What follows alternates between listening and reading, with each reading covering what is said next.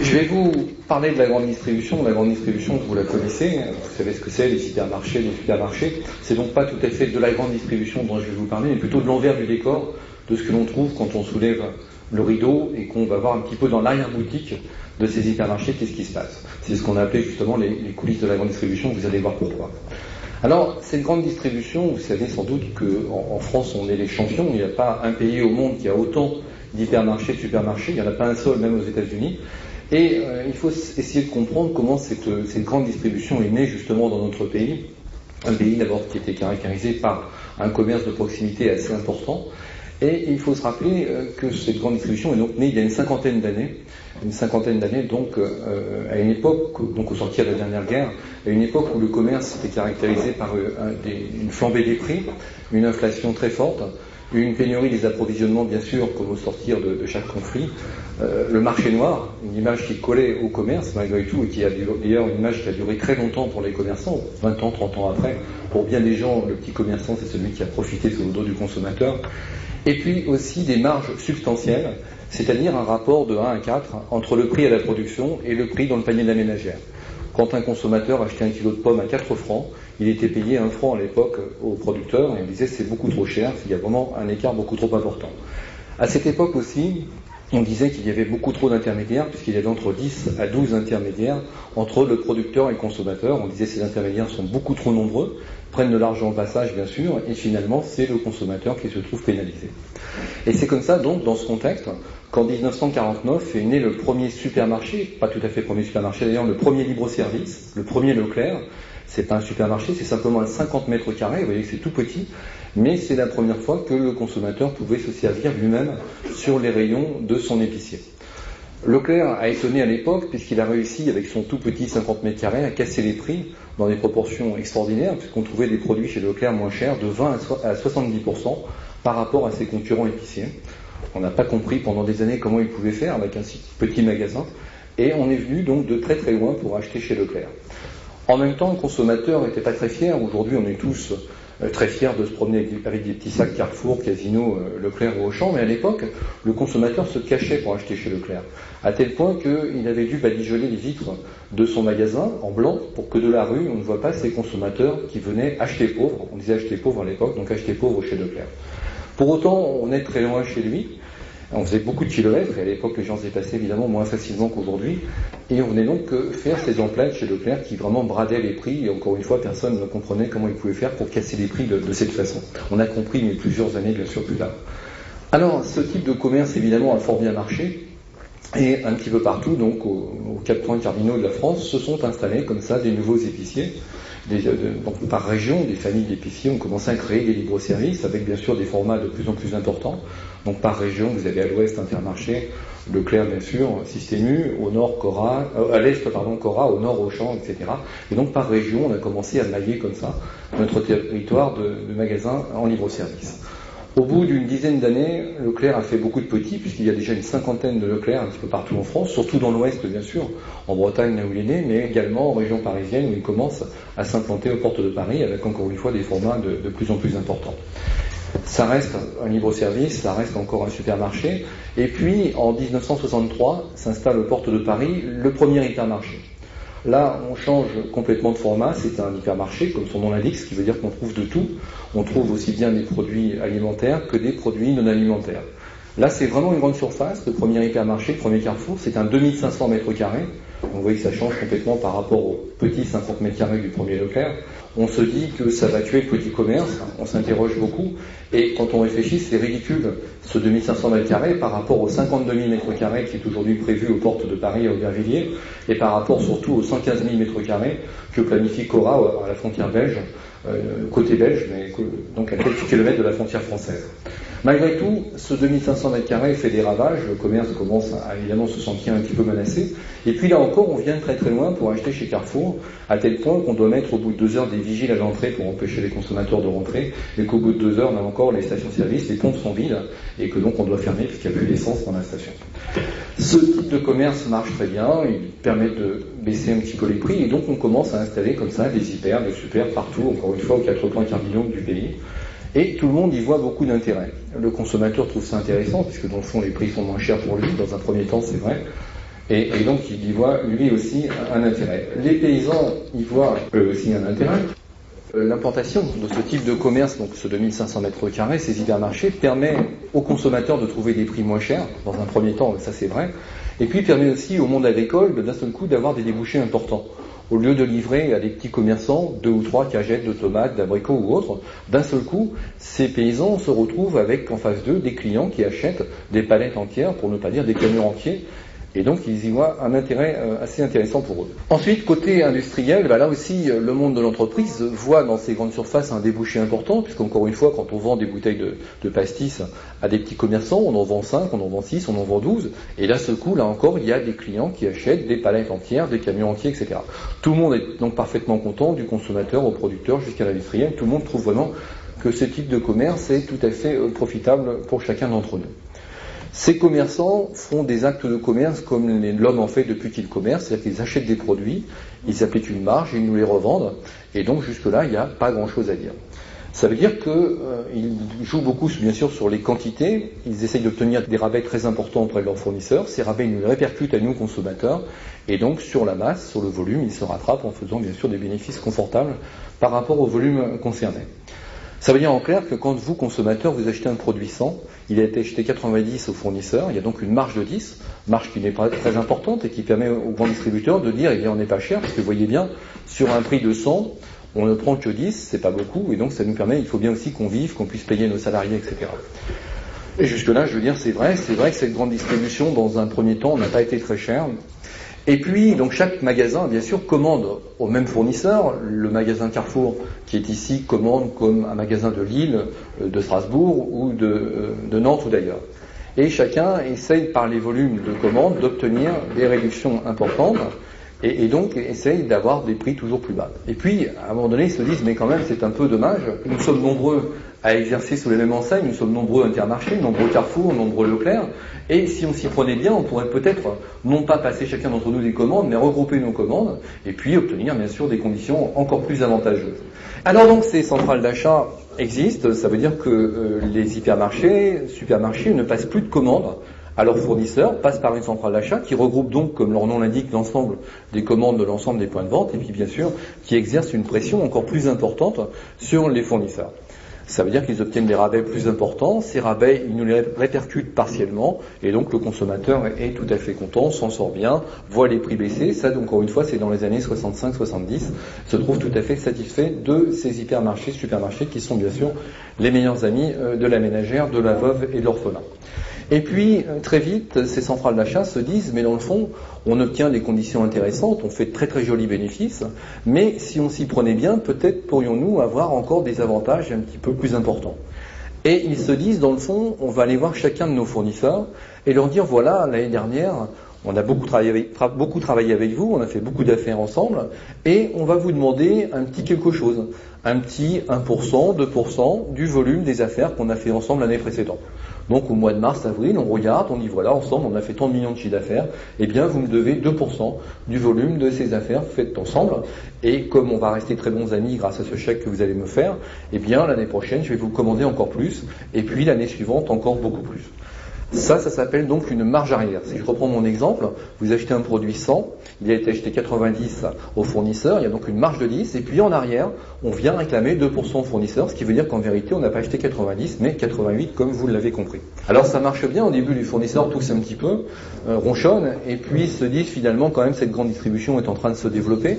Elle prend d'ampleur un peu partout, et si je suis sympa avec elle, peut-être que l'année prochaine, elle pensera encore davantage à moi, me commandera beaucoup plus, et donc mon volume d'affaires va encore croître et embellir, et donc bien sûr mon entreprise prospérer comme je l'attends. Et puis la grande distribution se dit, dans le fond, on a quand même une situation pas de monopole, on dit d'oligopole, mais en tout cas qui commence à prendre sa place sur le paysage commercial, et peut-être qu'on pourrait demander un petit peu de sous à nos fournisseurs, et l'idée a été de demander un droit d'entrée pour faire figurer un produit sur les rayons des hypermarchés. Dans le bouquin, j'ai pris un exemple de quelqu'un qui fabrique des tablettes de chocolat, qui produit des tablettes de chocolat et qui a dans sa gamme 5 variétés de tablettes de chocolat. Vous avez du chocolat noir, chocolat blanc, chocolat au lait, chocolat aux noisettes, chocolat aux amandes, si vous voulez, pour l'exemple. Et on va dire aussi que ce chocolat est le meilleur, c'est-à-dire qu'il a été primé dans tous les concours, il a toutes les médailles d'or possibles, tous les goûteurs l'apprécient, ils disent qu'il n'y a pas meilleur que ce chocolat. Et pour autant, eh bien nous, on n'y a pas accès, puisqu'il n'est pas dans les rayons de nos hypermarchés préférés. Il n'est pas sur les rayons de nos hypermarchés préférés pour une raison simple, c'est qu'il n'a pas été référencé. Référencé, ça veut dire que quand un chef de rayon décide de passer une commande et décide de mettre du chocolat sur ses rayons, eh bien il faut qu'il y ait une référence sur un listing quelque part qui corresponde à ces fameuses tablettes de chocolat. Où il y a la référence 115 228 qui correspond à ma tablette de chocolat noir et il peut le commander, où il n'y a pas cette référence sur le listing, et bien sûr vous l'avez compris, il n'est pas question de le commander puisque le produit n'existe pas pour le magasin. Alors, on suppose qu'on a le meilleur chocolat et donc on va essayer de rentrer dans les réseaux de grande distribution. On va donc prendre un rendez-vous avec la centrale d'achat, proposer le produit, le montrer, le faire goûter une nouvelle fois, bien qu'il soit le meilleur, on le sait, mais quand même, on le fait goûter. On discute du packaging, on discute très vite du prix. Ils sont très durs en affaires, donc on négocie très fermement, mais on finit quand même par s'entendre sur un prix. Et puis, à la fin de la discussion, tout à fait à la fin, on vous dit, voilà, il y a un petit souci quand même, c'est que vous n'êtes pas référencé. Alors on se dit, bah oui, bien sûr, on est d'ailleurs venu pour ça, c'est l'objet du rendez-vous. On vous dit, oui, d'accord, mais attendez, référencé, ça veut dire qu'on va vous demander quand même une petite participation. Oh, c'est pas beaucoup, ça va être entre 500 et 1000 francs par variété. J'ai dit que j'en avais 5, noir, blanc, au lait, etc. Donc j'en ai 5, entre 500 et 1000 francs par variété et par supermarché, et entre 3000 à 5000 francs, toujours par variété, et par hypermarché cette fois. Et si j'ai en face de moi un réseau qui a 200 hypermarchés et 1000 supermarchés, je vais devoir donc faire un chèque de 12 millions de francs. 12 millions de francs pour être référencé. On s'entend bien, ça ne veut pas dire qu'ils vont me commander mon chocolat, peut-être oui, peut-être passionnément, peut-être à la folie, peut-être pas du tout, j'en sais rien encore, mais en tout cas, si je veux savoir, c'est le ticket d'entrée, il faut que je fasse un chèque de 12 millions de francs.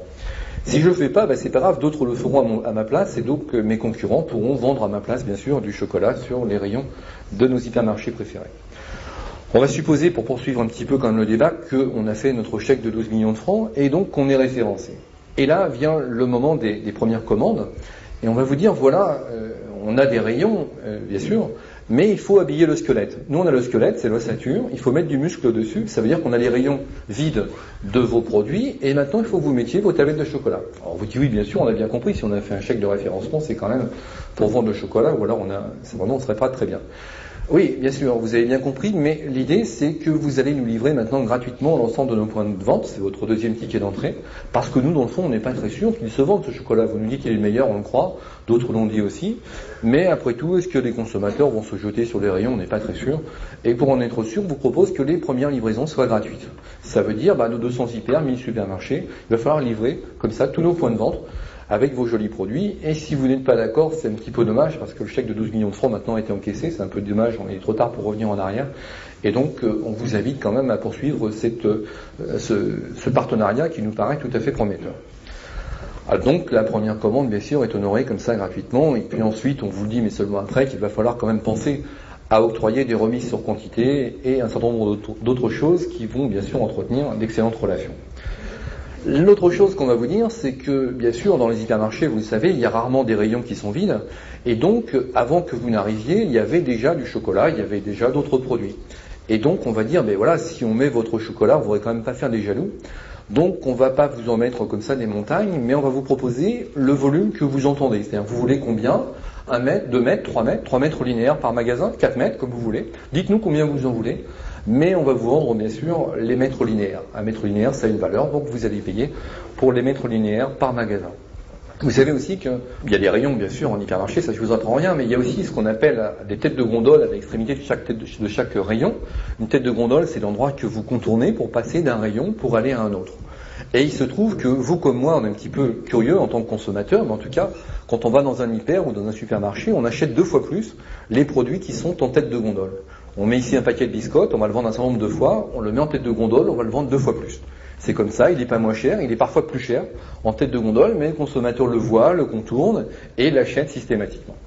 Alors bien sûr, il y a plus de rayons que de têtes de gondole. Ils avaient bien pensé à un moment donné mettre les rayons dans l'autre sens, mais ils se sont rendus compte que ça ne changerait pas grand-chose. Et donc, ils ont décidé de vendre les têtes de gondole. Alors, la tête de gondole, c'est pas très cher.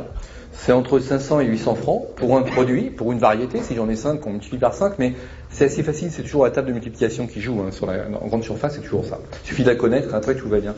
Donc une tête de gondole entre 500 et 800 francs pour un produit, pour un supermarché et pour 10 jours. Et puis entre 1000 à 1500 francs quand même, toujours pour un produit, pour un hypermarché cette fois, et pour 10 jours toujours. Bien sûr, si je décide de ne pas payer cette tête de gondole, encore une fois, c'est mon concurrent qui le fera, et c'est lui qui vendra le chocolat et pas moi, donc j'ai quand même tout à fait intérêt à payer pour être présent sur cette tête de gondole. Quand vous allez dans un hypermarché, vous poussez votre caddie, et souvent au milieu du passage, vous voyez des marchandises qui sont là, qui encombrent, qui gênent un petit peu, il faut contourner, on se dit qu'est-ce qui se passe aujourd'hui, pourquoi ces montagnes de sopalin, de Coca-Cola ou de je ne sais quoi, de bocaux de cornichons, peu importe, qu'est-ce qui se passe, ils n'ont pas eu le temps de ranger. C'est pas tout à fait ça, ça s'appelle un îlot. Et comme les petites îles qui sortent de la mer, un îlot c'est une petite île de marchandises qui fait que eh bien, cette montagne de marchandises, vous la voyez beaucoup mieux, elle sort du paysage si je peux dire, et donc vous allez venir buter sur des bocaux de cornichons, des rouleaux de sopalin, etc. Le consommateur qui n'est pas venu pour ça, eh bien, voyant ces sopalins comme ça devant lui, encore une fois, pas tous bien sûr, mais un certain nombre vont glisser ces produits dans le caddie alors qu'ils n'étaient pas du tout venus pour ça. Et bien sûr cet endroit privilégié va encore une fois être facturé, comme vous l'imaginez, aux fournisseurs.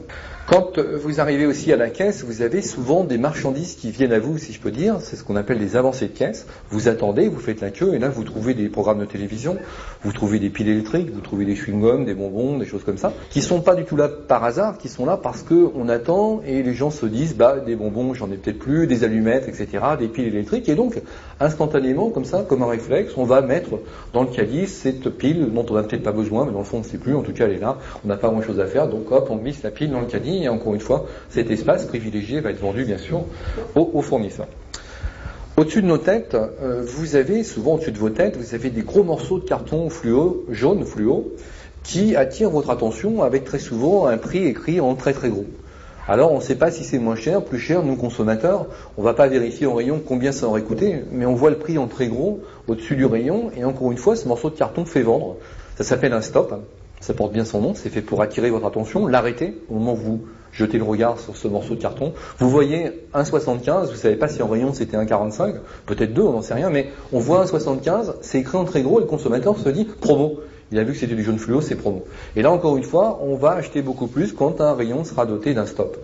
Ce stop, c'est pas très cher, ça vaut 500 francs pour 10 jours, 500 francs un petit bout de carton, c'est quand même bien payé, vous allez me dire, mais en tout cas c'est le tarif à payer. Encore une fois, si on ne veut pas le payer, eh bien c'est le concurrent, mais c'est plus tout à fait ça, vous allez voir, parce que maintenant on est obligé, qu'on le veuille ou non, en plus d'acheter ces morceaux de carton, sinon on se fâche très rouge et très fort, et c'est pas très confortable. Dans vos boîtes à lettres, je vous apprends rien, tous les jours vous recevez des publicités, des catalogues, c'est Carrefour, Leclerc, Auchan, Cora, Casino, les autres, qui vraiment vous informent au quotidien, c'est formidable, de tous ces produits que vous connaissez déjà, qui changent pas beaucoup d'ailleurs, mais en tout cas tous les jours c'est de la pub et de la pub. Alors on se dit quand même, ces fournisseurs sont un peu malades de payer comme ça des sommes aussi importantes pour nous faire de la pub, pour nous dire qu'ils font des petits pois. Quand on nous dit que Bonduelle fait du petit pois, ça on le savait déjà, on n'a pas forcément besoin, et que Kleenex fait des mouchoirs en papier, on découvre pas grand chose, mais pour autant on nous le rappelle tous les 3 jours, pour une raison très simple, c'est que l'hypermarché vend cet espace à son fournisseur et lui impose. Lui demande pas son avis, lui dit voilà, vous allez figurer dans mes catalogues, je vous l'impose, et donc, que vous le vouliez ou non, eh bien vous serez dans mes catalogues et vous allez en payer le prix. Le prix, ça veut dire entre 10 à 15 fois à peu près le prix qu'aurait payé l'annonceur s'il devait payer un espace publicitaire à peu près équivalent. De la même façon, l'hypermarché va aussi demander à ses fournisseurs, il y a quelque temps encore, d'assurer la démonstration. C'est-à-dire qu'on va dire, voilà, vous savez, il y a souvent dans les rayons des jeunes femmes qui vous proposent des échantillons, de goûter un produit, qui vous proposent des bons de réduction, des gadgets, etc. Il faut bien comprendre et savoir que ce personnel, ces gens-là, ne sont pas des salariés des hypermarchés, mais sont payés par des fournisseurs. Et on arrive à avoir comme ça des personnes, des femmes la plupart du temps, en situation extrêmement précaire, qui arrivent quand même à avoir parfois jusqu'à 12 à 15 employeurs par mois, c'est assez étonnant, qui vont le matin vous vendre des produits de charcuterie bretonne, l'après-midi de la lessive, le lendemain autre chose, etc. Donc vraiment des gens parfaitement précarisés et qui bien sûr ne bénéficient jamais des avantages sociaux, entre guillemets, parce qu'il n'y en a pas beaucoup, mais quand même, de la grande distribution, pas plus que des conventions collectives. Il y a mieux maintenant, puisque maintenant on demande aux fournisseurs, on dit voilà, c'est bien sympa, on a reçu vos tablettes de chocolat, elles sont là dans un carton, mais nous, désolé, on n'a personne, donc si vous voulez maintenant qu'elles aillent en rayon, il faudrait peut-être nous envoyer quelqu'un pour les mettre en rayon, parce que sinon, ça reste là dans le carton, mais le consommateur ne va pas les acheter si vous ne faites pas l'effort de les mettre en rayon. De la même façon, pour décharger les camions, vous savez, on dit souvent aux camionneurs qui arrivent, eh bien écoutez, désolé, le camion il est peut-être raqué, là, c'est bien, il est à l'heure, mais nous on n'a personne pour décharger. Ou vous déchargez vous-même votre camion, ou vous repartez, parce que de toute façon on n'a pas de personnel à mettre pour ça, donc c'est à vous de faire un petit peu d'effort et donc de vider votre camion. Donc j'en suis au 9e cas, je pourrais poursuivre, on a trouvé plus de 548 raisons pour demander comme ça de l'argent aux fournisseurs. Tout ça, ça s'appelle des marges arrières. Ce sont des sommes additionnelles qui sont réclamées aux fournisseurs de la grande distribution. Si je reprends mon exemple, quand vous achetez vous un produit 100, il a été acheté 90 avec une marge de 10, c'est pas grand chose, mais la grande distribution vient en arrière demander 2% pour des remises de fin d'année, puis 2% pour autre chose, puis 3% pour autre chose, et vient comme ça additionner ce qu'on appelle des marges arrières. Ça, c'est un terme pudique pour ne pas parler de racket, parce que c'est un véritable racket qui est exercé sur le monde des fournisseurs de la grande distribution. Alors, ces marges arrières, ça a été inventé, bien sûr, par la grande distribution française. Ça n'existe nulle part ailleurs au monde. Il y a partout des grands distributeurs maintenant dans le monde. Il y a des marques américaines, hollandaises et autres, mais les seuls qui pratiquent cette pratique des marges arrières, si je peux dire, ce sont les Français. C'est eux, en tout cas, qui sont en train d'imposer ça au monde entier. Ces marges arrières, il y a 10 ans, sont arrivées à un taux de 10%. Et on a crié au scandale en disant, voilà, on va pousser les entreprises à mettre la clé sous la porte, c'est une incidence énorme sur l'emploi, c'est une incidence sur le monde agricole, et si l'on continue un tout petit peu, eh bien c'est vraiment des plans sociaux, ce sont des délocalisations, c'est vraiment quelque chose de très grave vis-à-vis de l'emploi, vis-à-vis du monde de l'entreprise et de l'industrie.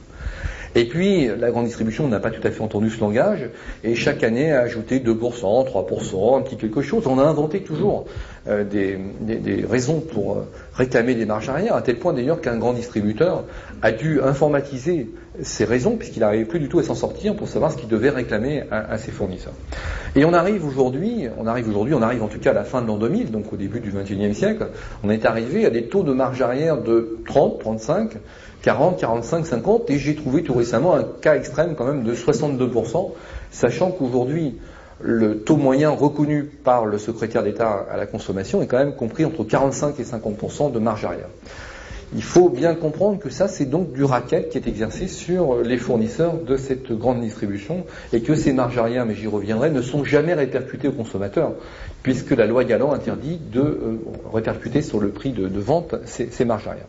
Alors, évidemment, ça, c'est des pratiques qui se sont un petit peu réparties, répandues dans le monde de la grande distribution. Puis il est arrivé un autre malheur, c'est qu'on est arrivé à la fin des années 90 à la période qu'on a pu appeler de mondialisation, globalisation, et que ces réseaux de grande distribution se sont regroupés, ont fusionné, ont absorbé d'autres réseaux, etc. Et qu'on est arrivé aujourd'hui à un stade où en France, on n'a plus que 5 centrales d'achat simplement, 5 centrales d'achat qui arrivent quand même à contrôler plus de 90% des produits de consommation courante que vous consommez, que je consomme.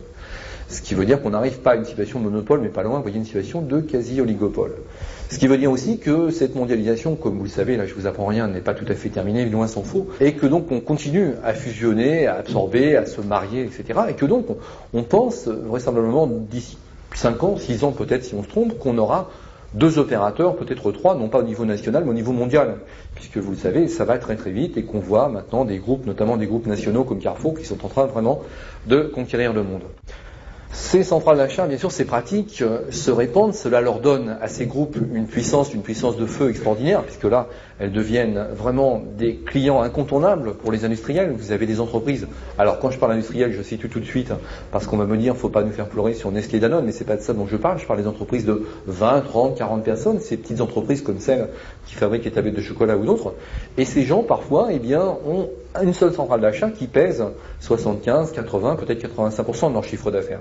Ce qui veut dire que vous n'avez aucune latitude pour dire non à cette centrale d'achat. Elle vous dit, voilà, c'était 40, maintenant c'est 44. C'est difficile de dire non, puisque sinon on vous dit, écoutez, gardez vos marchandises et je saurai me trouver d'autres fournisseurs. Ce qu'elles font d'ailleurs tout à fait, parce qu'elles savent aussi déréférencer. C'est pas parce que vous êtes référencé qu'il n'y aura pas par la suite déréférencement. On en parlera tout à l'heure, vous verrez que dans certains contextes, c'est une sanction pour punir des gens qui ne se comportent pas très bien et qui parlent de ce sujet qui fâche.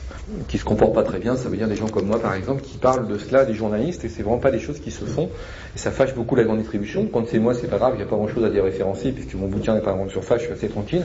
Quand ce sont des fournisseurs, par contre, et qu'ils parlent de ce sujet, eh bien on met des références, mais on en parlera tout à l'heure.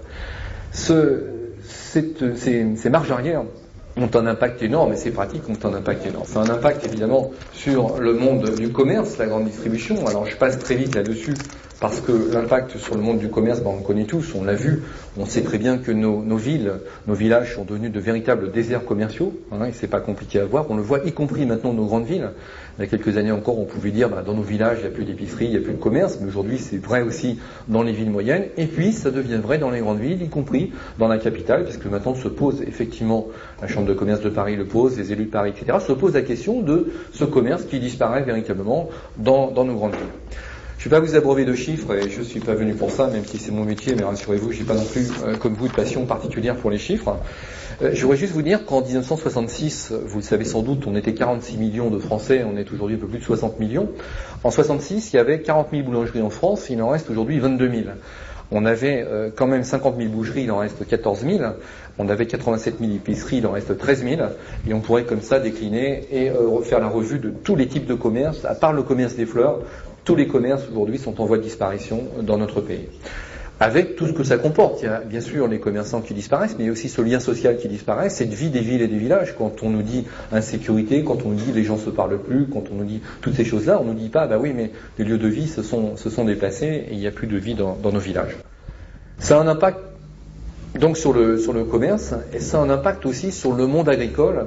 On a beaucoup parlé de la malbouffe, bien sûr, et ça là-dessus je ne vous ferai pas non plus une discussion, vous connaissez aussi bien que moi le sujet, sans malheureusement souvent faire le lien entre cette malbouffe et les raisons de cette malbouffe. Bon, José Bové, la Confédération paysanne, nos amis présents, et bien d'autres ont évoqué et ont expliqué cette malbouffe. Et souvent, les journalistes ont expliqué qu'évidemment, il y avait ce problème sans jamais dire, mais pourquoi en fait? Pourquoi d'un seul coup, des vaches deviennent folles? Pourquoi d'un seul coup, on mange ces cochonneries pour pas dire pire? Évidemment, ces pratiques de la grande distribution, je vous ai dit au début qu'elle est intervenue, arrivée en France à une époque de grande inflation, et qu'on a fini par maîtriser l'inflation, en tout cas partiellement, même si on le sait tous aujourd'hui, les chiffres que donne l'INSEE sont complètement faussés, bien sûr, et complètement manipulés, mais quand même, l'inflation malgré tout est maîtrisée, puisqu'on peut se dire aussi qu'il y a 14 ou 15 ans, les chiffres étaient aussi manipulés, donc l'inflation malgré tout baisse malgré tout. Et donc, cette grande distribution a permis dans un premier temps de maîtriser l'inflation, à éliminer tous les intermédiaires, et aujourd'hui, quand vous achetez un produit, eh bien dans le prix d'un produit, il y a simplement deux masses. Il y a la rémunération de celui qui fabrique ou qui produit, qu'il soit entreprise ou agriculteur, et puis la rémunération de celui qui distribue. Comme celui qui distribue vaut la part la plus importante du gâteau, vous imaginez bien que pour celui qui produit, eh bien, il y a de moins en moins. Ça s'applique au monde de l'entreprise, ça s'applique aussi au monde, bien sûr, des paysans. Ce qui veut dire qu'on a encouragé sciemment une agriculture productiviste, intensive, pour bien sûr tirer les prix vers le bas, de façon à pouvoir avoir des marges toujours plus importantes. Cette grande distribution a inventé quelque chose d'assez extraordinaire, c'est le poulet à 10 francs. Vous savez sans doute que c'est en grande surface qu'on a trouvé les premiers poulets à 10 francs le kilo, et le consommateur a trouvé ça formidable, c'est bien moins cher qu'ailleurs, et on s'est dit tous, le poulet c'est moins cher en grande surface.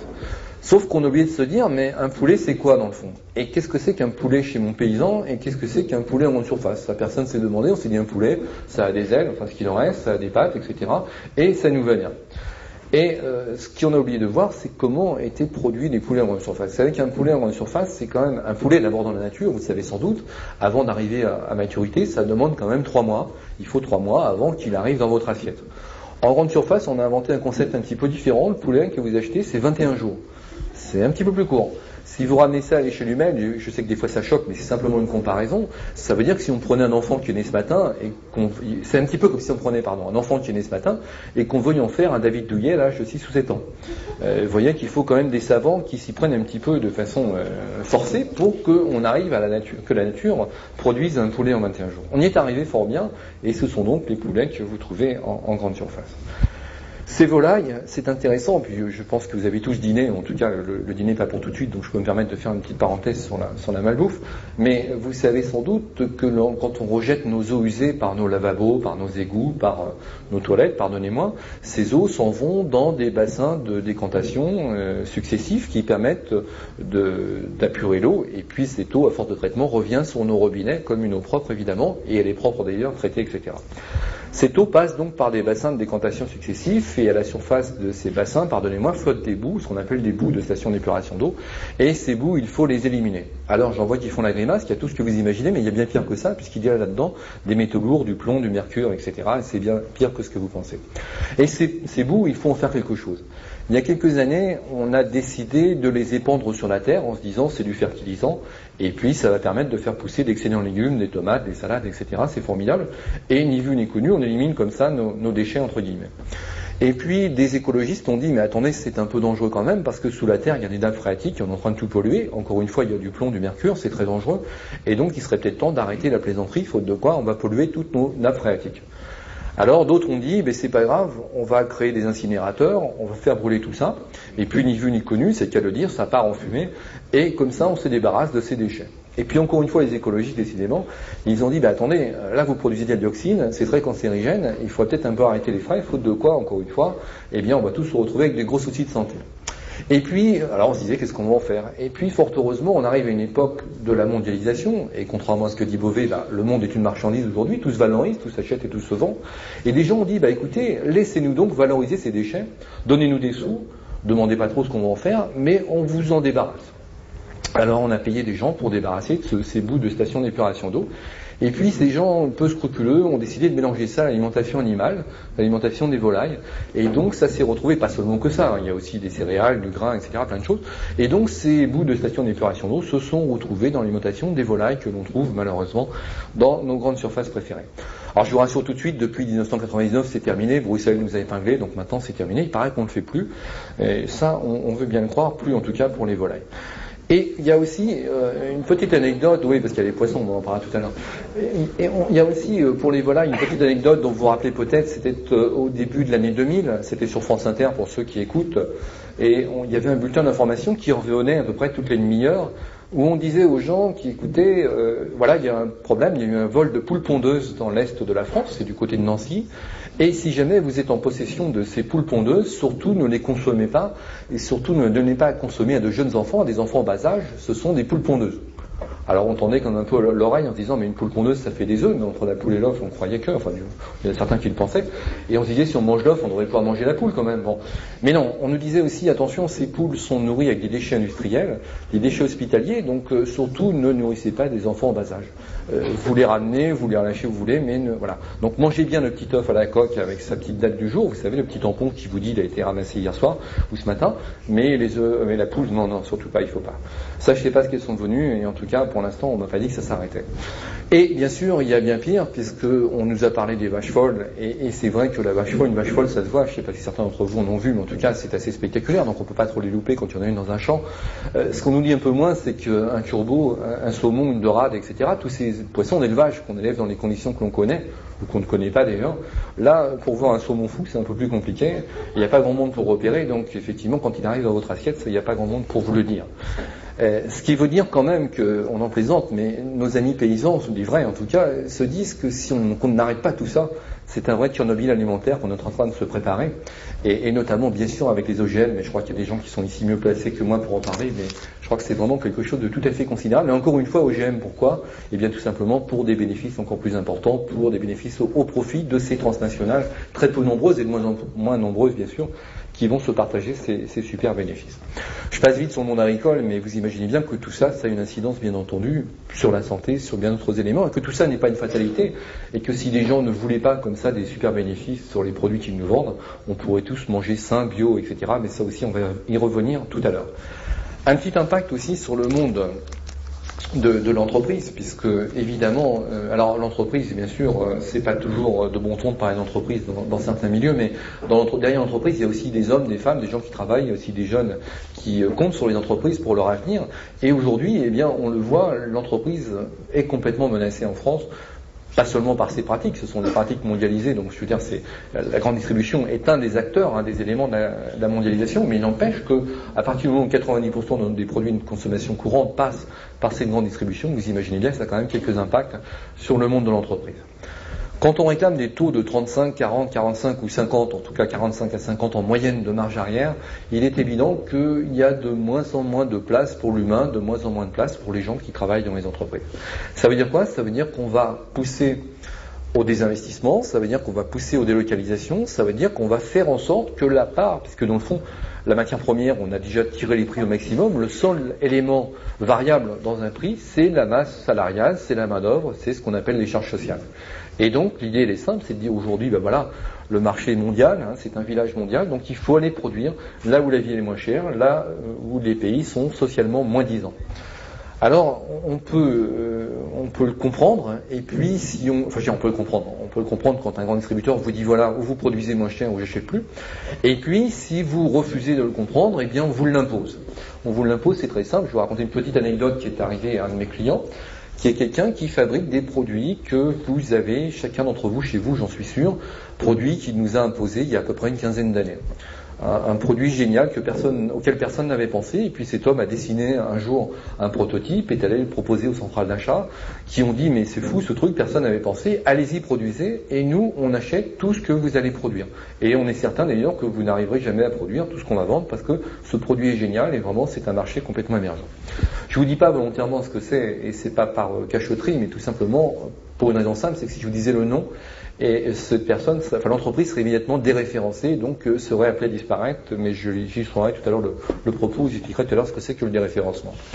Cette entreprise donc est née donc en région parisienne il y a une quinzaine d'années, avec 5-6 salariés. Très vite on est passé à 10, puis à 20, puis à 30, puis 50.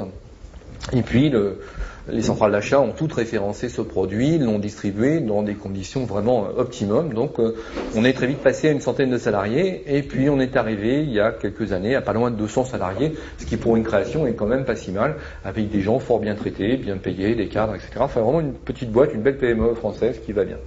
Donc je vous l'ai dit, des ateliers en région parisienne, et puis 2 usines en province qui, ma foi, avaient créé de l'emploi localement, ce qui ne déplaisait pas forcément aux gens qui vivaient dans la région. Et puis, un beau jour, le chef d'entreprise s'est rendu compte que ces produits qui avaient la cote auprès des consommateurs étaient moins commandés par les centrales d'achat. Et il y avait bizarrement des commandes qui baissaient, et donc il a décidé de prendre rendez-vous avec les centrales et dire bah voilà, qu'est-ce qui se passe? Est-ce que j'ai pas su évoluer? Est-ce que le produit va plus? Est-ce qu'il plaît plus? Pourtant on me dit que ça va bien. On a dit non, pas du tout, il y a un petit problème, cher ami, c'est que vous êtes quand même un peu cher et qu'on aimerait que vous baissiez vos prix, votre produit va bien mais vous êtes trop cher. Alors il a commencé à revoir ses prix de fabrication, ses prix de revient. Bon, on fait appel dans ce cas-là aux professionnels, à l'expert comptable, c'est comme ça que j'interviens. On commence à revoir les prix de revient, on tire un petit peu les prix, ça veut dire, il faut être très clair que là où il y avait des hommes, on commence à envisager les machines, ça veut dire aussi très clairement que là où il y avait des contrats à durée déterminée, les gens ne sont pas forcément renouvelés, ça veut dire aussi que là où il y avait des gens qui étaient sur le point de prendre leur retraite, eh bien ils ne seront pas forcément renouvelés, c'est tout à fait la démarche dans laquelle nous sommes du néolibéralisme, comme on le connaît, tout à fait déshumanisé. Le chef, malgré tout, l'entreprise, qui est quelqu'un un petit peu, j'allais dire, de la vieille école, et qui mesure son succès à son nombre de salariés, et qui dit, quand on lui demande comment ça va, il dit, bah, ça va bien, j'ai 200 salariés, n'avait pas du tout l'intention de réduire ses effectifs et son entreprise, et donc, a décidé de baisser, de faire tout ce qu'il pouvait pour tirer ses prix, tout en essayant de limiter la casse, et donc de maintenir ses effectifs, et le personnel qu'il avait donc accompagné depuis le début de la création d'entreprise. Il a baissé comme ça ses prix un petit peu, et au lieu de vendre 80, il a réussi à descendre son prix à 77, ce qui a donné tout à fait satisfaction aux centrales d'achat. Satisfaction, mais pas très longtemps, puisque quelques semaines plus tard, ils sont revenus à la charge en disant voilà, vous êtes très bien comporté, vous avez réussi à baisser votre prix, mais on est certain que si vous faisiez un petit effort encore, vous pourriez peut-être non plus nous accorder 77, mais qui sait, 74, 73, peut-être 72, et si vous prenez bien, peut-être un peu moins encore. Alors là, il a dit pas question, parce que là, on a fait vraiment du bon boulot, on a tiré nos prix, on ne peut pas descendre plus bas, ça veut dire mettre en péril l'existence de l'entreprise.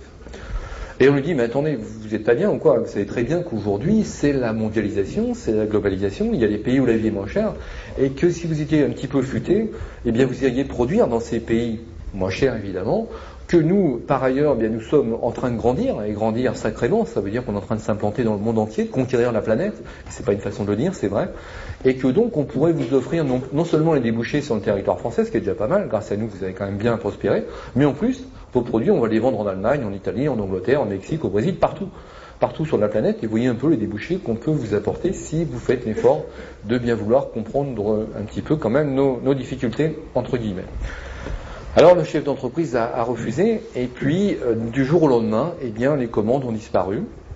Nous, consommateurs, on n'a plus trouvé les produits, on s'est demandé pourquoi, et l'entreprise s'est retrouvée à devoir mettre beaucoup de monde en chômage technique, à devoir faire ce que l'on connaît bien, je veux dire, hein, c'est fermer l'entreprise un certain nombre de jours dans la semaine, dans le mois, etc. Jusqu'au jour où il s'est dit c'est pas possible, et ça a été un bras de fer, mais il a perdu le bras de fer bien sûr, parce que lui c'était son unique débouché, alors que vous l'imaginez, les grands distributeurs, eux, ont d'autres produits à déboucher, donc ont les moyens de tenir la distance et la durée. Et donc il a dû reprendre rendez-vous avec la centrale d'achat en disant bon ok, vous avez gagné, donc qu'est-ce qu'on fait ? Et par contre, j'accepte une partie de votre deal, c'est-à-dire que je refuse de licencier, de jeter mes salariés, mais chaque fois que quelqu'un partira, je ne vais pas le remplacer. Chaque fois que quelqu'un sera en retraite, eh bien là aussi on ne remplacera pas. Les gens en durée déterminée, on ne remplacera plus. Et puis petit à petit, on va commencer à sous-traiter un petit peu dans des pays où la vie est moins chère. Pays où la vie est moins chère, c'est très simple. Vous savez qu'en France, une heure de travail avec ce qu'on appelle ces charges sociales, donc l'ensemble des prestations sociales comprises, ça coûte environ 20 euros. Si on traduit en dollars, pour faire simple, en considérant qu'un dollar est égal à 1 euro, c'est environ 20 dollars ou 20 euros pour une heure de travail. Quand on va aux Philippines, c'est pas 20 mais c'est 6, mais c'est pas pour une heure, c'est pour une journée de travail. Et puis quand on va en Thaïlande ou en Chine, cette fois c'est plus 6, c'est 3. Mais c'est pour une journée de travail qui commence à 8h du matin, qui se termine à 2h du matin. Donc évidemment, il n'y a pas photo, si vous me permettez l'expression, et donc il est évident qu'il y a des pays moins 10 ans socialement. Et donc l'entreprise a commencé comme ça à sous-traiter 5% en Thaïlande en se disant bon 5% c'est pas grand-chose. Et puis évidemment est arrivé ce qui devait arriver, on est passé à 10, vous l'avez compris, puis à 15, puis à 20, puis à 30, puis un jour on est arrivé à 50-50. 50% de la production sur le territoire national, 50% en Thaïlande.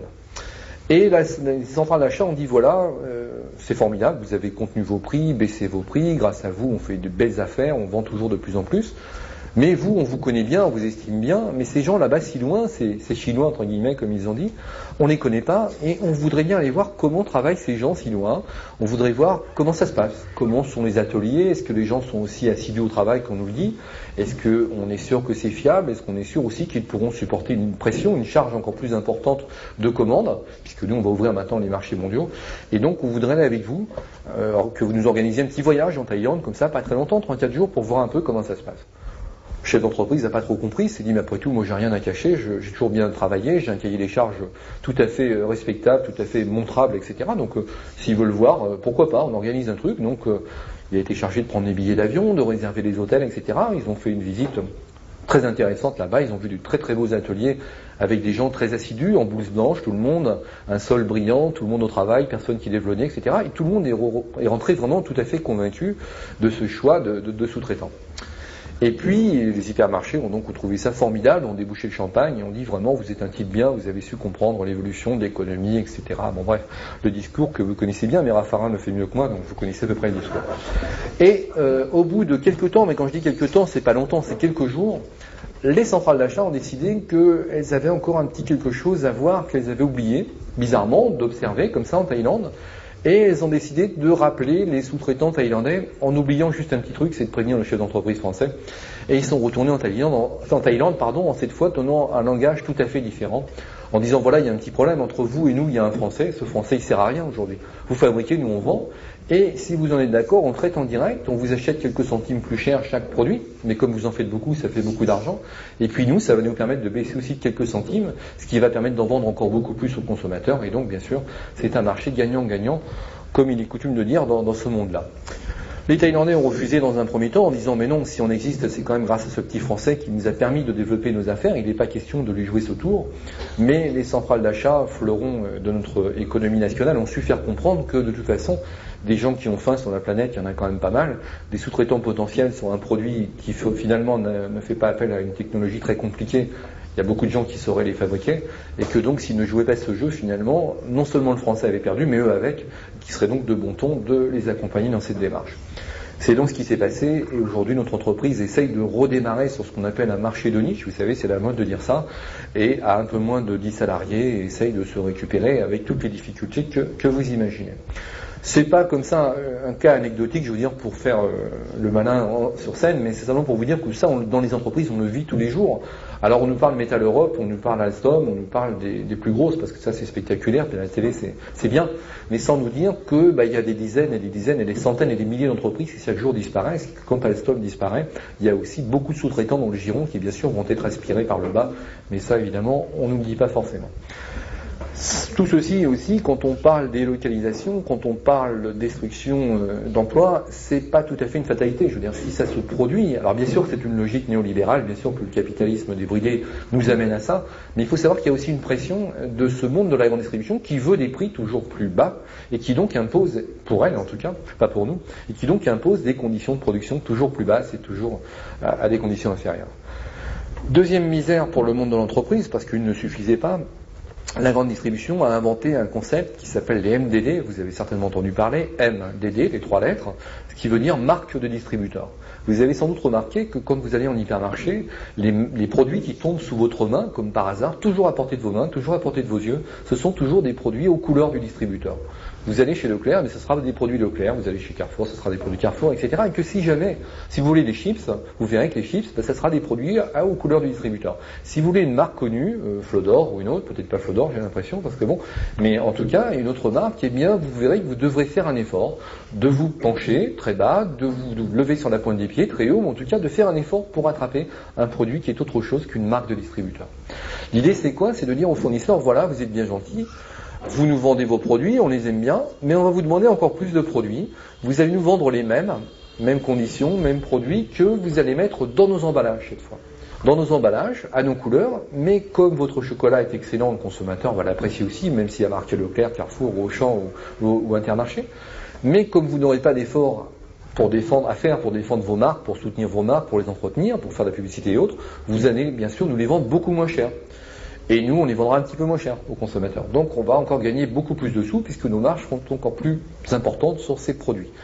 Et l'idée est toute simple, c'est de faire en sorte que de 20% de marques de distributeurs qui sont aujourd'hui sous vos yeux dans les hypermarchés, supermarchés, on arrive à 40% de produits qui sont aux couleurs de nos hypermarchés, supermarchés préférés. Ce qui veut dire, encore une fois, une pression accrue, bien sûr, sur le monde de l'entreprise, sans prendre conscience que derrière l'entreprise, encore une fois, il y a des femmes, il y a des hommes, et il y a des gens qui essayent d'assurer leur avenir dans des conditions de plus en plus précaires.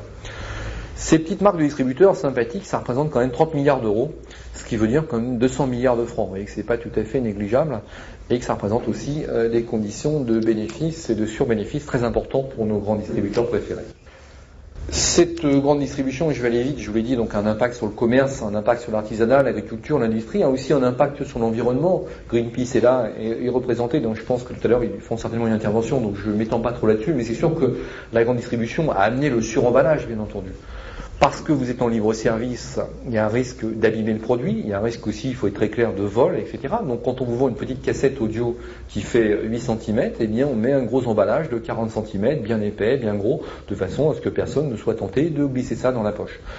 Quand on vous vend des pommes ou des tomates, eh bien on met des barquettes en polystyrène, on met du film, on met des protections, de façon à ce que quand vous achetez vos tomates, elles aient à peu près un aspect quand même acceptable, et donc on protège, on surprotège, on emballe, on suremballe. Je dois vous avouer une chose, je suis pas très fier de ça, mais à l'époque j'étais un peu naïf, un peu jeune. Mon premier emploi a été un emploi dans la grande distribution, pas longtemps, un mois, mais quand même.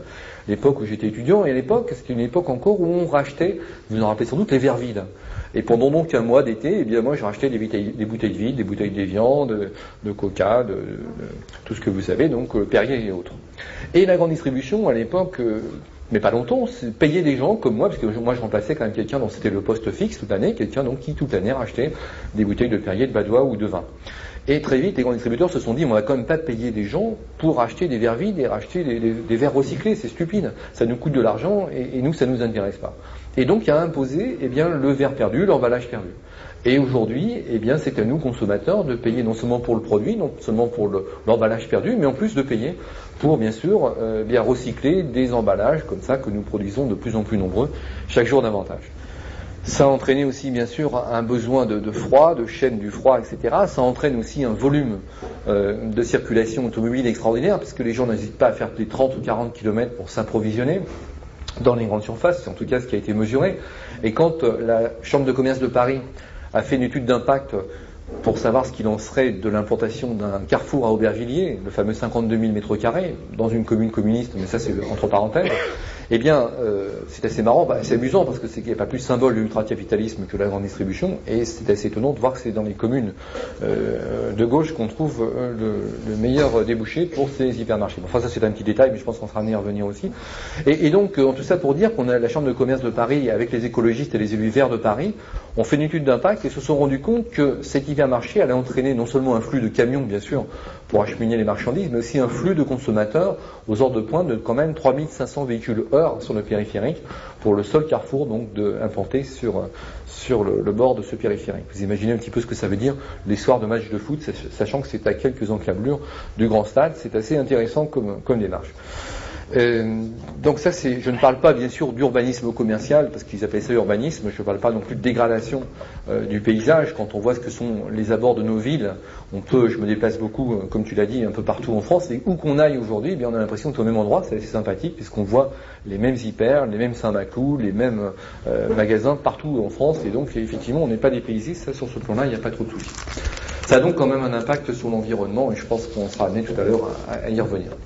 Et alors, juste une parenthèse quand même, quand on dit que ça touche le monde industriel, ça touche même les plus grands, puisque vous savez sans doute ou pas, parce que ça on a passé sous silence, que le pétrolier Shell, qui est quand même pas tout à fait une PME comme vous le savez, a décidé en France de jeter l'éponge et de quitter le territoire national parce qu'il estime qu'il ne peut plus être en concurrence avec les distributeurs, tant la concurrence est violente, et donc va vendre pratiquement l'essentiel de ses stations-service et qui passeront bien sûr sous la bannière, vous l'avez compris, des grandes surfaces. Avec une idée toute simple, c'est de casser les prix dans un premier temps, et puis une fois bien sûr que la concurrence aura disparu, bien sûr de rétablir les prix comme ils ont su le faire pour d'autres produits. Tout à l'heure, je t'ai parlé d'industrie, on parlait de pays où la vie est moins chère socialement et moins disant.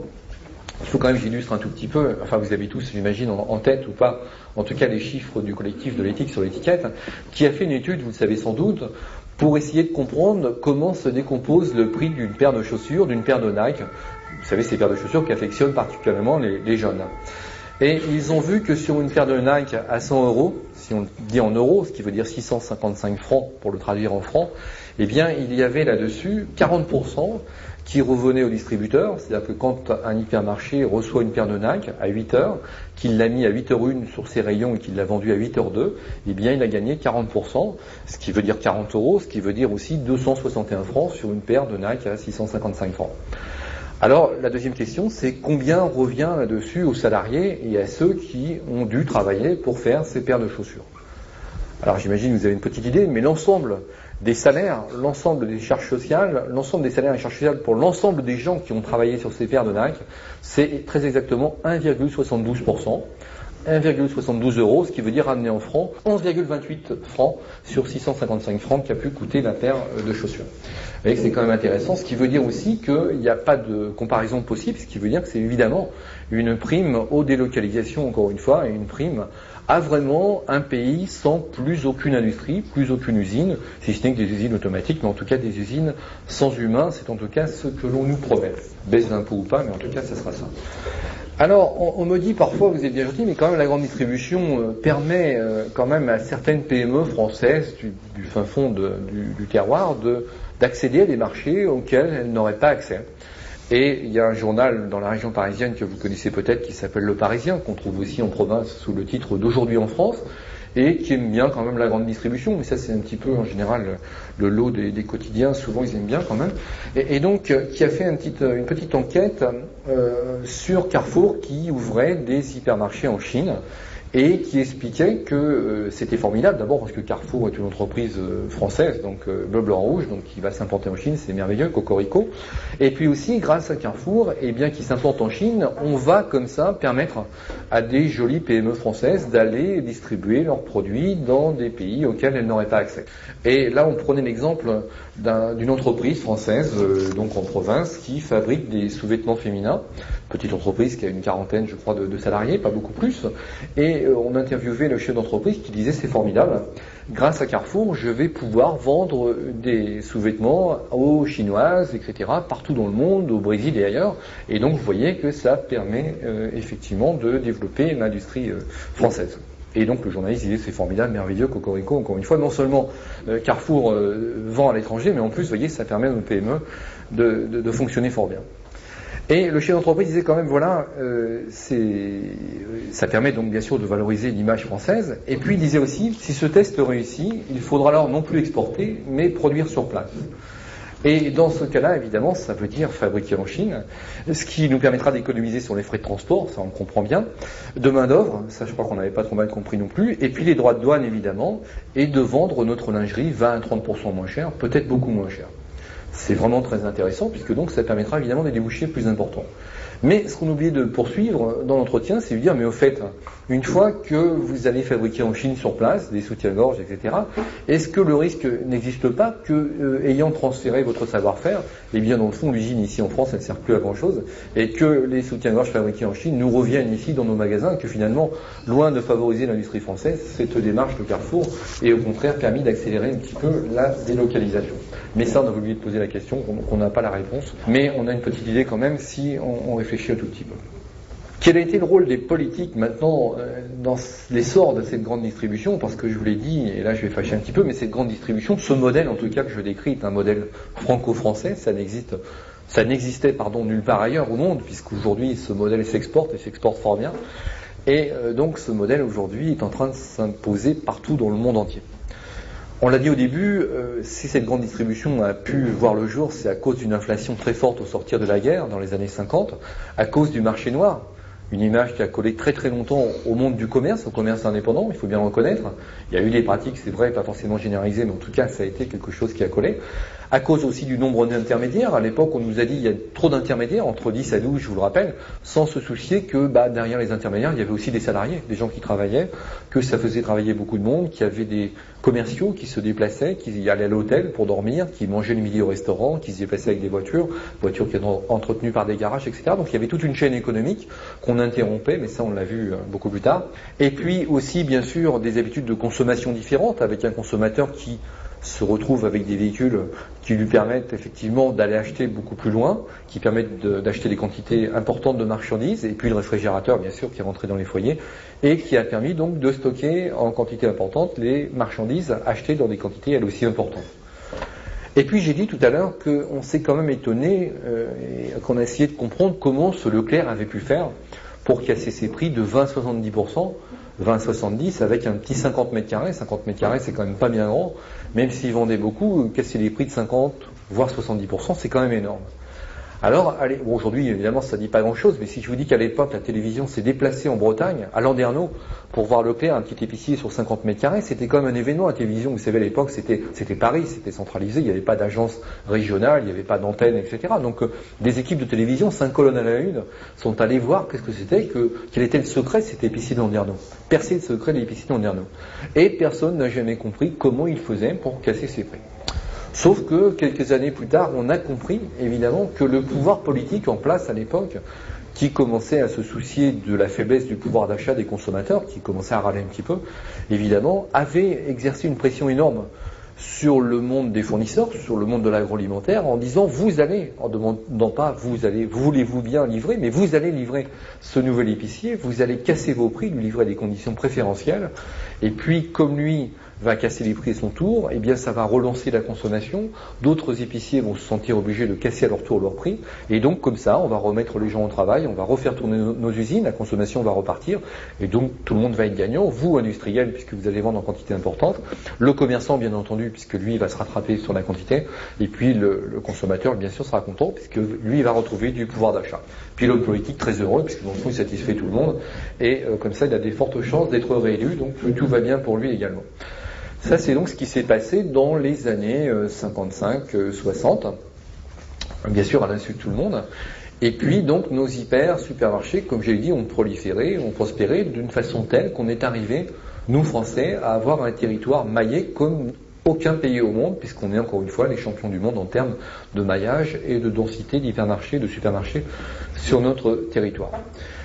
Jusqu'au moment où vous vous rappelez, bon à l'époque bien sûr la droite était au pouvoir, la droite avait une clientèle un peu privilégiée, deux clientèles privilégiées, qui étaient d'abord les petits commerçants, qu'on appelait les petits commerçants qui traditionnellement votaient plutôt à droite, par habitude, par tradition, peut-être plus, et puis aussi, il faut bien reconnaître, une grosse partie du monde paysan, du monde agricole, qui lui aussi votait traditionnellement à droite.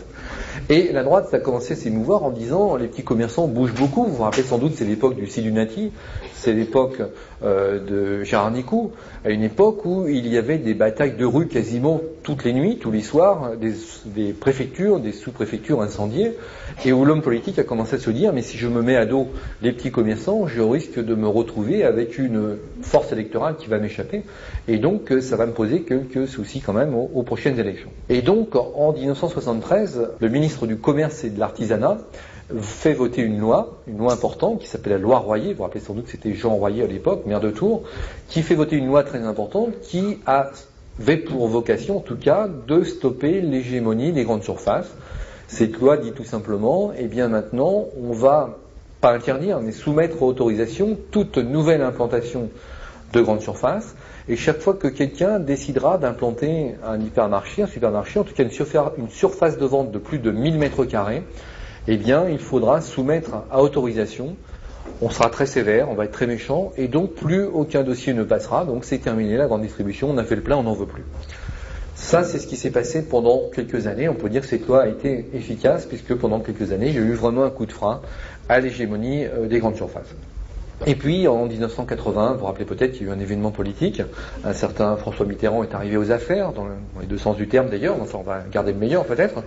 Et avec le candidat Mitterrand, aussi à l'époque, les fameuses 110 propositions. Vous savez, c'était une époque où les hommes politiques, en tout cas celui-là, avaient décidé de proposer un programme aux électeurs en disant « si vous m'élisez, eh bien voilà ce que je ferai pour la France ». Son héritier, depuis, a trouvé d'autres techniques. Il vous a dit, voilà, regardez comme je fais bien du vélo sur l'île de Ré, et vous verrez comme je serai un bon président pour vous. Mais à l'époque, en tout cas, le candidat Mitterrand avait donc 110 propositions, et parmi celles-ci, un certain nombre de propositions très intéressantes, comme la peine de mort, etc., la suppression, et bien d'autres choses. Et parmi ces propositions du candidat Mitterrand, une loi sur la décentralisation, dont vous avez tous entendu parler, les fameuses lois de fer, qui reviennent à la mode d'ailleurs avec Raffarin. Mais à l'époque, on disait, voilà, il n'est pas logique que des décisions qui concernent Aubagne, qui concernent Marseille, qui concernent Lille ou Bordeaux soient prises à Paris. Il est logique qu'on redonne du pouvoir dans les régions, il est logique que les gens puissent assumer leur propre destinée, et donc on va redonner du pouvoir dans les régions, ce qui paraissait partir d'une très bonne intention. Il a juste oublié une petite chose, c'est d'organiser quand même certains contre-pouvoirs, et oublié sans doute, par ces lois de fer en 83, qu'en 1973, 10 ans plus tôt, on avait voté les lois de fer qui soumettaient à autorisation l'implantation de grandes surfaces. Ce qui fait que d'un seul coup, nos chers élus, nos hommes politiques se sont retrouvés avec un pouvoir extraordinaire de droit d'existence sur toute nouvelle implantation d'hypermarchés, de supermarchés.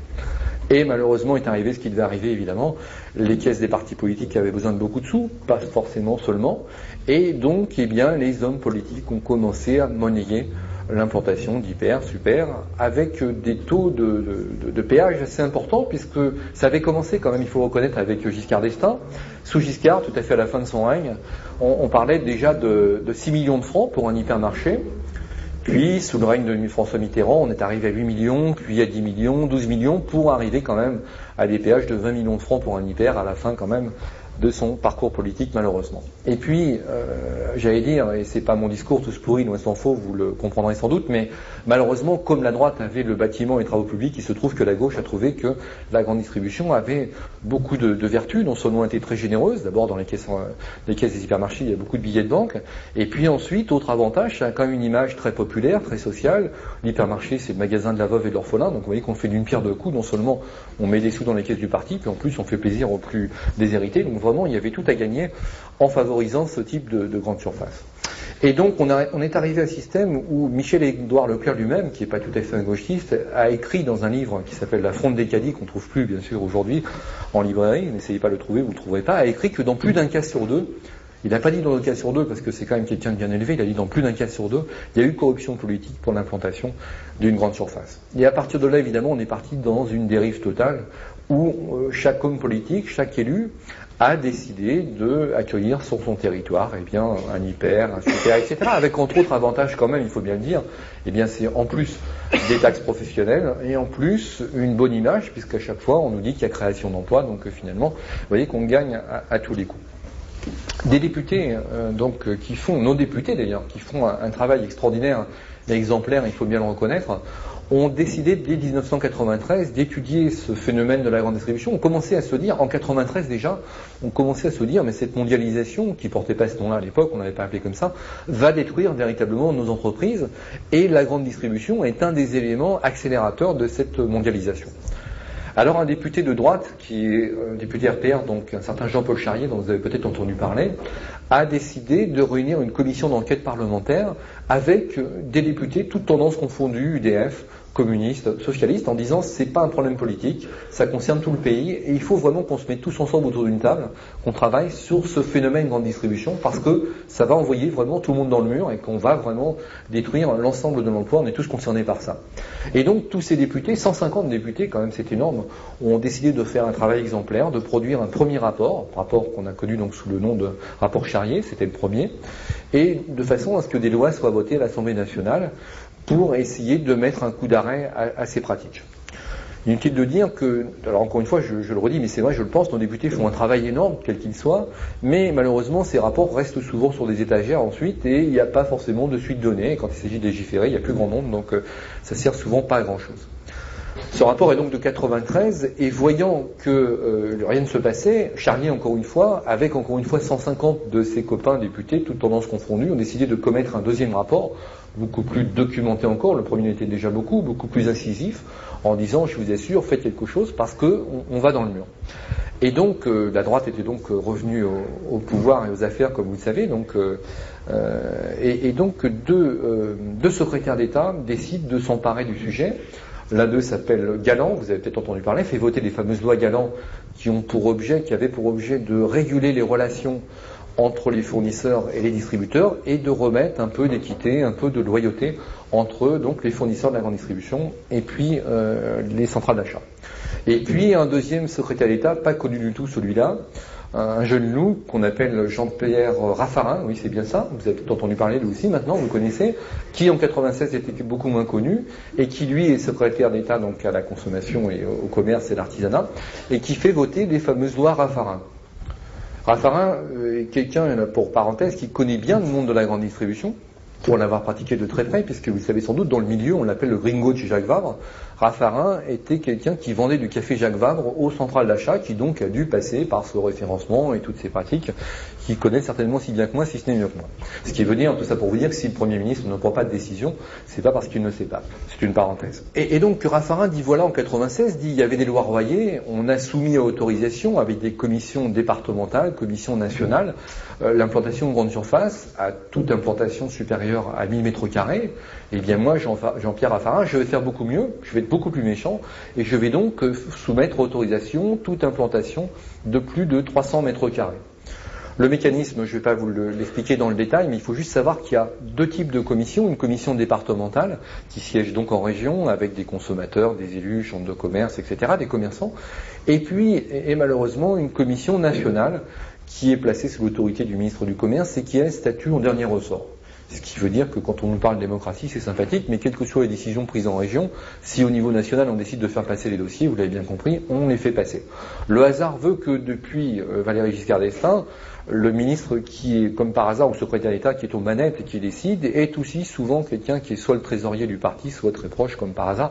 Évidemment, ce qui arrange quand même bien les affaires. Pardon. Et donc, Raffarin donc, fait voter cette loi Raffarin, qui a eu quelques effets sympathiques qui sont intéressants quand même, et ça va vous servir aussi pour vous faire une petite opinion de ce que peut vous promettre notre cher Premier ministre, mais quand même, en 96, la loi est votée, on nous dit coup d'arrêt, et en 96, on autorise quand même 700 000 mètres carrés nouveaux de grande surface. Mais ça c'est rien, parce qu'en 97, on autorise 1 100 000 mètres carrés, en 98, on autorise 1 700 000 mètres carrés, en 99, 2 500 000, et l'année 2000, on franchit le cap des 3 millions de mètres carrés, cap sur lequel maintenant nous sommes, c'est la moyenne, donc en 2001, 2002, on est dans une logique de 3 millions de mètres carrés en plus chaque année. Donc vous voyez que l'efficacité de la loi, c'est pas tout à fait démontré, mais bon, s'il reste comme ça, il y a quand même quelques cheveux à se faire, mais bon, on peut espérer que ce ne sera pas pareil quand même. Quoique. Alors ensuite, la droite est poussée dehors, vous vous en rappelez, la gauche revient aux commandes avec un certain Jean-Yves Le Déaut, député socialiste, qui avait travaillé avec Jean-Paul Charrier, reprend en main la commission Charrier et dit, nous on revient aux affaires, et donc on va aussi faire un rapport très documenté qui sera la suite des 2 rapports Charrier. Charrier bien sûr a collaboré à ce rapport comme Le Déaut avait collaboré aux 2 premiers, et donc ces 150 députés à nouveau disent, il faut vraiment qu'on arrête ça, parce que nous socialistes, on est quand même des gens qui prenons soin du social, des salariés, qui avons vraiment une grande ambition pour le pays, et donc il faut qu'on fasse quelque chose contre les pratiques de la grande distribution. Le rapport Le Déaut est donc déposé sur le bureau de l'Assemblée nationale en 2000, ce qui permet à Lionel Jospin donc de faire voter les lois de régulation économique dont vous avez tous entendu parler. Me demandez pas de vous les décrire ce soir, ça ne servirait pas à grand chose puisqu'il n'y a pas grand chose dedans, donc on peut aller très vite là-dessus aussi. Ce qui veut dire que quand même, je caricature mais à peine, de 73 en passant par 83, en passant par 95, 96 et aujourd'hui 2003, en 30 ans de législation, on voit bien que rien n'a été fait, rien n'a changé en tout cas, pour arrêter les pratiques de la grande distribution, puisqu'on est toujours au même stade, que ces marges arrières se multiplient et évoluent de façon vraiment exponentielle, et que les mètres carrés de grande surface sont aussi nombreux et plus que jamais. On a encore un petit souci en plus qui vient se greffer à tout ça, c'est que vous avez sans doute entendu parler de l'OMC, bien sûr, Cancun, etc., et de la GCS, l'accord général sur le commerce des services. Je ne sais pas si tout le monde en a tout à fait entendu parler. Je vous fais donc une toute petite parenthèse. Vous connaissez l'OMC. L'OMC, c'est l'endroit où se décide notre avenir. C'est un endroit formidable. Donc ce sont des transnationales qui se réunissent dans le plus grand secret avec nos élus, et puis qui décident en secret que le libéralisme, il n'y a vraiment rien de mieux au monde, et que donc c'est l'avenir de la planète. Bon, je vous renvoie au discours de Pascal Lamy, Jean-Pierre Raffarin, etc. Qui encore lui décidément. Et donc la GCS, c'est un accord général sur le commerce des services qui a pour objet de libéraliser et de faire passer dans le domaine privé l'ensemble des services publics. Ça veut dire la santé, ça veut dire l'eau, ça veut dire l'éducation, ça veut dire qu'on a, et ce sont des rounds comme celui de Cancun, donc, qui reviennent régulièrement jusqu'à la libéralisation totale de l'ensemble des services, hormis ce qu'on appelle les services régaliens, c'est-à-dire la police, la justice et l'armée. Ce qui est d'ailleurs pas tout à fait vrai, puisqu'on se rend compte que la police aujourd'hui, pour une grosse partie, est déjà privatisée, police municipale, services de sécurité en tout genre, etc., et que, y compris la justice aujourd'hui, par le biais de l'arbitrage, se trouve dans bien des cas aussi privatisée. Mais admettons. L'idée, c'est en tout cas de faire en sorte que tous les secteurs puissent un jour à court terme, être privatisés. L'idée, elle est simple, c'est de dire, voilà, à partir du moment où un secteur d'activité, quel qu'il soit, éducation, santé, peu importe, a face à lui un seul opérateur, même tout petit, qui est un opérateur privé, eh bien ça veut dire qu'on peut privatiser. Ça veut dire quoi? Ça veut dire que si la France a fait le choix de la santé publique et que malgré tout il y a à côté de la santé publique quelques cliniques privées, ça veut dire qu'un opérateur privé comme Microsoft, comme General Motors, Ford ou un autre, peut décider demain de venir monter des hôpitaux en France. Et qu'on ne pourra pas lui refuser parce que l'OMC, on ne peut pas lui refuser grand-chose. Ça veut dire quoi? Ça veut dire que refuser à General Motors ou à Microsoft de monter des hôpitaux, c'est lui devoir des sommes, des pénalités colossales que l'État français de toute façon ne pourrait pas payer. Ça veut dire que ce Microsoft va dire à l'État français, voilà, vous donnez des sous aux hôpitaux publics, eh bien je veux la même chose. Je veux la même chose, vous financez le public, vous devez financer le privé, vous donnez tant à vos hôpitaux, vous donnez tant à vos facultés, je veux la même chose. Et vous ne pouvez pas me refuser. Si vous me refusez, ça va être des sanctions pécuniaires colossales. Ça veut dire, vous l'avez compris, que l'État ne pourra pas suivre. Ça veut dire que la seule voie possible, c'est de dire, ok, on jette l'éponge, et donc on privatise, les hôpitaux deviennent privés, l'éducation devient privée, l'eau devient privée, il n'y a pas d'autre voie possible. J'invente rien, c'est l'OMC, c'est Cancun, etc. Je referme la parenthèse sur la GCS, mais cette GCS s'applique aussi à la grande distribution, et l'idée, c'est de dire, eh bien, il faut pouvoir permettre de nous laisser faire des affaires comme on le veut, là où on le veut, sachant que le business, eh bien, permet de créer le bonheur dans le monde entier. Donc plus on fera d'affaires, plus finalement les plus humbles et les plus malheureux finalement s'y retrouveront aussi. Donc laissez-nous donc faire notre commerce mondial. La grande distribution dit voilà, la GCS, ça m'intéresse fortement. Et j'aimerais aussi, j'ai quelques exigences. Ça veut dire que chaque pays, je ne sais pas si vous savez, il y a des rounds je vais encore être désagréable, mais celui qui négocie pour nous, celui qui négocie pour l'Europe, vous le connaissez, c'est Pascal Lamy, commissaire européen socialiste, en tout cas labellisé comme tel. Mais en tout cas, c'est donc un socialiste qui est aujourd'hui en train de libéraliser complètement l'ensemble des services publics européens pour ce qui nous concerne. Là, donc les pays ont fait des offres tout récemment, ils avaient jusqu'au 31 mars 2003 pour faire des offres, c'est-à-dire voilà, moi je vous offre le service de l'eau, je vous offre de libéraliser l'eau, et puis je demande à tel pays de libéraliser sa santé, de libéraliser son commerce, de libéraliser d'autres secteurs d'activité. La grande distribution dit voilà, moi j'aimerais qu'on lève quelques contraintes. J'ai quelques contraintes qui me gênent. D'abord ces contraintes d'implantation. On voit pourtant que la loi Raffarin n'est pas forcément si contraignante qu'on nous le dit, mais enfin quand même, je veux pouvoir implanter des hypermarchés là où je l'entends. Les écologistes me cassent les pieds, ils disent qu'il y a des sites protégés, qu'il y a des forêts et tout ça, mais moi je trouve qu'à tel endroit, un hypermarché ferait bien l'affaire, et donc il n'y a plus d'histoire de protection, il n'y a plus d'histoire de contraintes, aucune loi ne peut dominer celle du commerce, celle du business, et donc je veux pouvoir implanter mes hypermarchés là où je l'entends. Et puis elle dit aussi, voilà, aujourd'hui c'est la mondialisation, c'est la globalisation, et donc je veux pouvoir recruter des gens là où je l'entends, comme je l'entends. Ça c'est le principe même de la GCS. Ça veut dire quoi? Ça veut dire que je veux pouvoir recruter des caissières, recruter des gens qui vont mettre des produits en rayon, dans leur pays d'origine, aux conditions sociales d'origine et avec les salaires minimums de leur pays d'origine. Si je décide demain d'embaucher des caissières pakistanaises, sri-lankaises ou autres, eh bien, il n'y a pas de raison que je les paye plus que le salaire minimum et les minima sociaux et les conditions sociales ou non-conditions sociales de leur pays d'origine. Alors on dit oui d'accord, on veut bien ça, mais quand même on veut mettre une petite contrainte qui sera de ne pas autoriser des contrats de travail de plus de 6 mois. Avec quand même un petit adoucissement qui permet de renouveler au moins 2 fois le contrat de travail, ce qui veut quand même dire 18 mois. Et puis, ce qui veut dire aussi que la fille sri-lankaise, indienne ou je ne sais où, pakistanaise, qui sera recrutée dans ces conditions, au bout de 18 mois on dira, bah non, désolé, la loi nous interdit.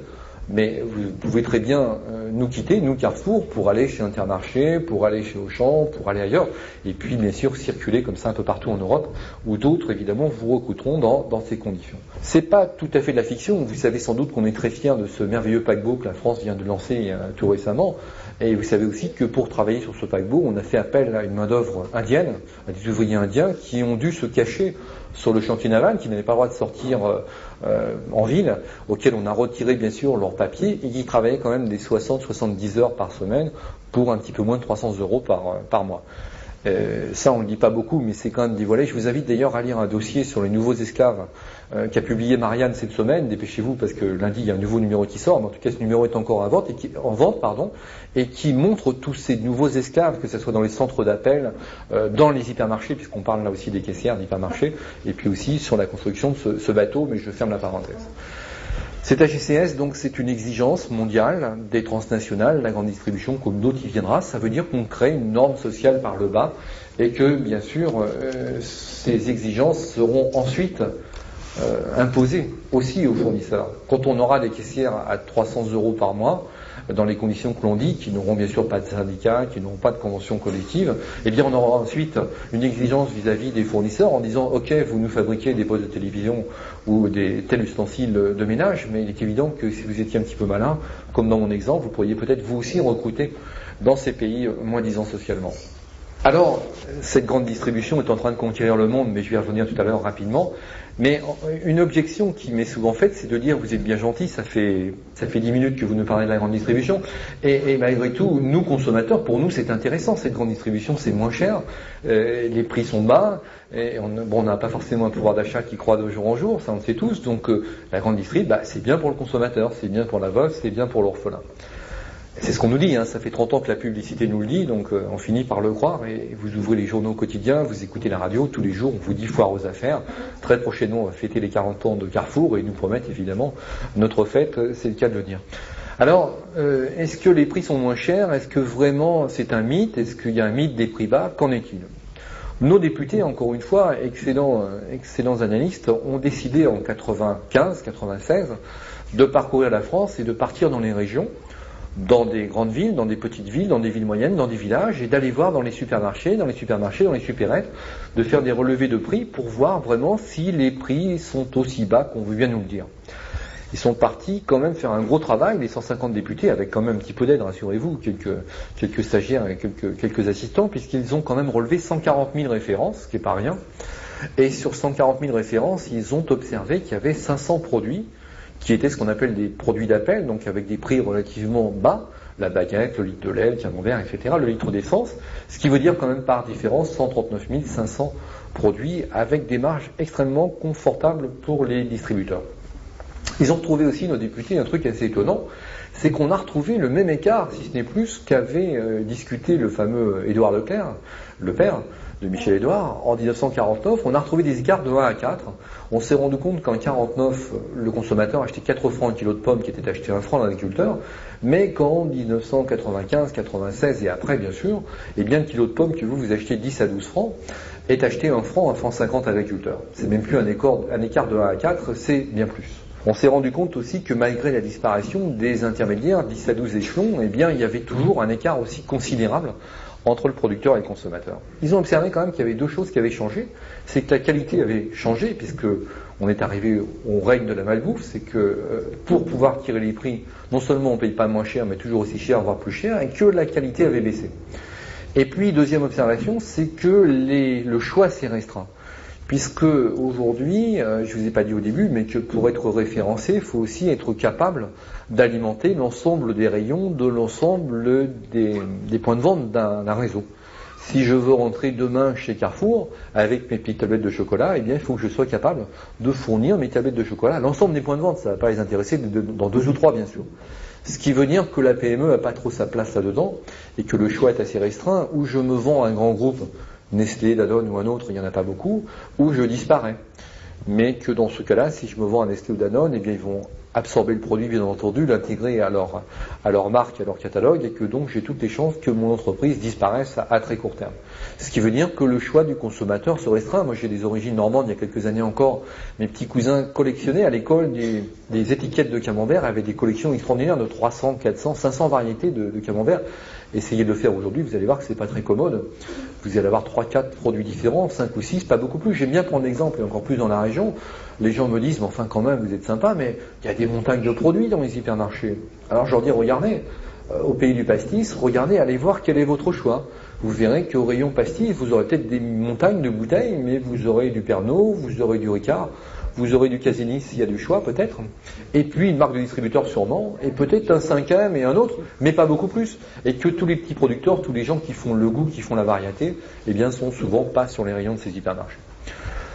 Alors l'intérêt du consommateur, le prix bas, on le voit, c'est pas forcément ce qu'on croit, mais c'est pas tout à fait ça, puisque le consommateur non seulement paye cher, mais il paye 3 fois. Il paye 3 fois parce que quand vous allez à l'hypermarché, que vous achetez votre kilo de pommes à 10 ou 12 francs, qui a été payé 1 franc 50 ou 2 francs à l'agriculteur, vous le payez bien sûr une première fois, c'est normal, personne ne passe à la caisse sans le payer, mais vous allez très vite le payer une deuxième fois. Avec 1 franc 50, l'agriculteur ne va pas s'en sortir, et donc on va demander au consommateur de mettre la main à la poche.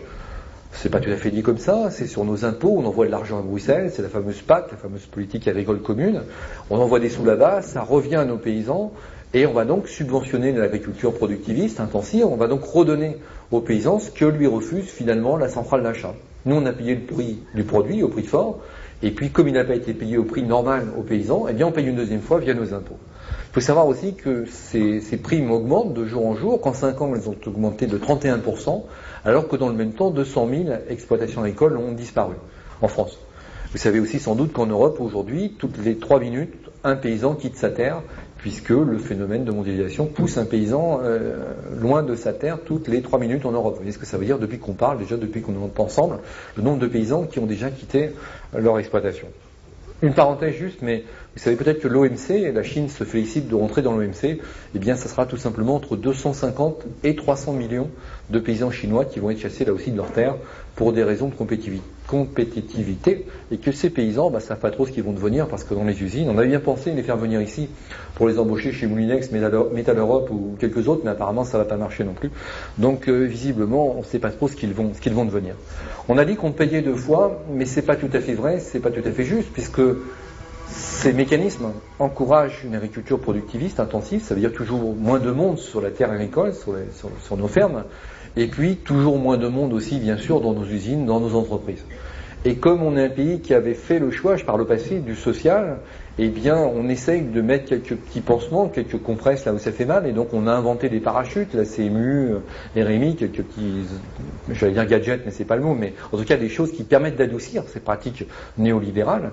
Et donc on va demander à ceux qui ont encore un bulletin de paye de payer toujours plus de ce qu'on appelle des charges sociales, de les culpabiliser aussi en disant le social coûte trop cher, et donc de prélever toujours davantage pour réparer quelque part un petit peu, toujours moins, les dégâts sociaux qu'occasionnent ces pratiques.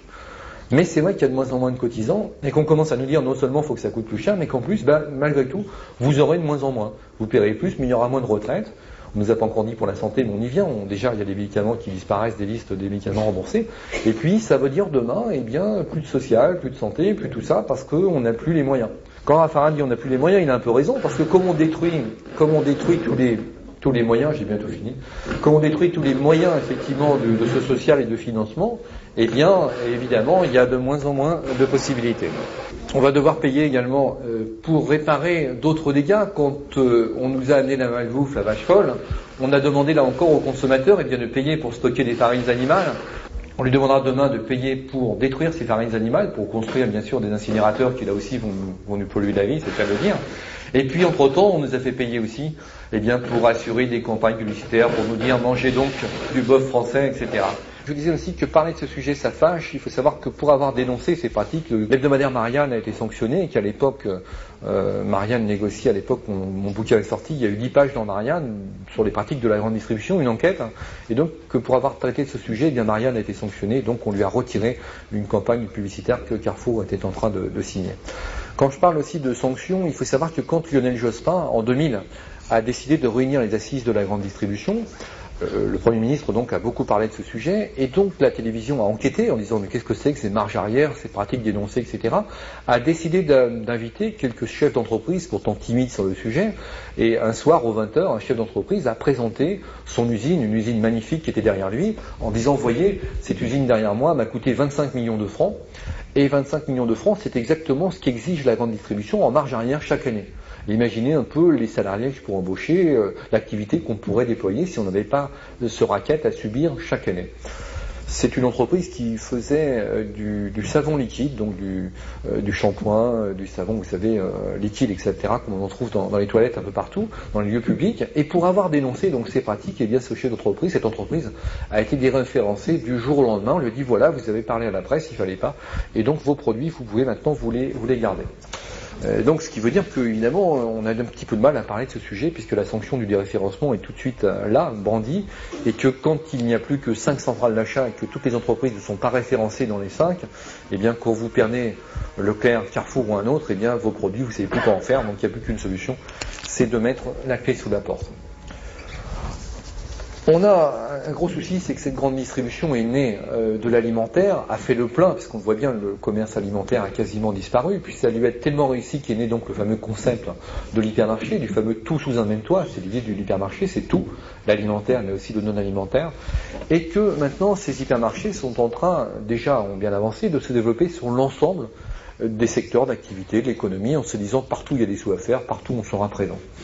C'est donc la parapharmacie, c'est les produits de soins, de santé, de beauté, de communication, l'informatique bien entendu, la bijouterie. Vous savez peut-être que le premier bijoutier en France s'appelle Leclerc. C'est les fleurs, c'est le vin, c'est la billetterie, ce sont les voyages, l'artisanat, l'automobile, puisqu'ils vendent maintenant des voitures que Leclerc, pas lui mais son frère, donc Michel Leclerc, pas Michel-Édouard, vous savez qu'il y a Édouard le père, Michel-Édouard le fils, et puis le frère de Édouard, Michel, donc qui déjà faisait dans les pompes funèbres et qui maintenant nous vend des voitures, va nous vendre des voitures. Vous voyez, la chaîne est complète, pompes funèbres, voitures, tout est prévu. Ils font même de l'assurance, ils font de la banque, on peut s'assurer sur la maison, sur l'éducation, sur la santé, la voiture bien entendu, les services, Internet, le sport et même l'auto-école, puisqu'on peut passer son permis de conduire depuis un peu plus d'1 an dans un certain réseau d'hypermarchés. Ces hypermarchés français sont en train de conquérir le monde, je vous l'ai dit, ils s'implantent maintenant en Espagne, au Portugal, en Italie, en Grèce, en Turquie, partout en Europe, partout en Asie, partout dans le tiers-monde, avec quand même, petite parenthèse, des conséquences bien plus graves que pour nous. On l'a dit, nous on a un pays entre guillemets social qui a fait certains choix à une époque, qui a encore certaines protections, il y a quand même quelques petits parachutes pour les gens que l'on laisse sur les bas-côtés de la mondialisation néolibérale. Mais vous imaginez bien que ces mêmes pratiques en Asie, au Brésil, au Mexique, là, il n'y a pas de parachute. Quand Carrefour s'est implanté au Mexique, il a décidé de conquérir les consommateurs en leur vendant un des produits qui est le plus consommé là-bas, et notamment le poulet grillé. Sur le bas-côté des routes, il y a des gens qui vendent des poulets grillés, des petits paysans qui viennent vendre 2-3 poulets, qui leur permettent de gagner un peu de sous et de nourrir la famille. Carrefour s'est dit, tout le monde achète des poulets grillés, il y en a partout sur le bord des routes, eh bien je vais moi aussi faire du poulet grillé, mais je vais bien sûr le vendre moins cher, le mettre au fond de mes hyper, et puis les gens viendront donc au fond de mes hyper à acheter mes poulets, et quand ils seront là, ils pousseront le caddie, et comme bien entendu, ils mettront autre chose que des poulets dans les caddies. Bien sûr, ça a bien marché, si bien marché que les marchands de rue ont disparu. Et vous imaginez bien que ces gens-là, pour eux, il n'y a pas d'échappatoire. Il n'y a pas d'ACDIC, il n'y a pas d'ANPA, il n'y a pas de CMU. On sait bien que c'est pas grand-chose, mais ça a le mérite d'exister. Mais dans ces pays-là, en tout cas, en Asie comme ailleurs, ça n'existe pas. Et donc, les gens n'ont pas d'échappatoire et donc pas de sortie et pas d'issue.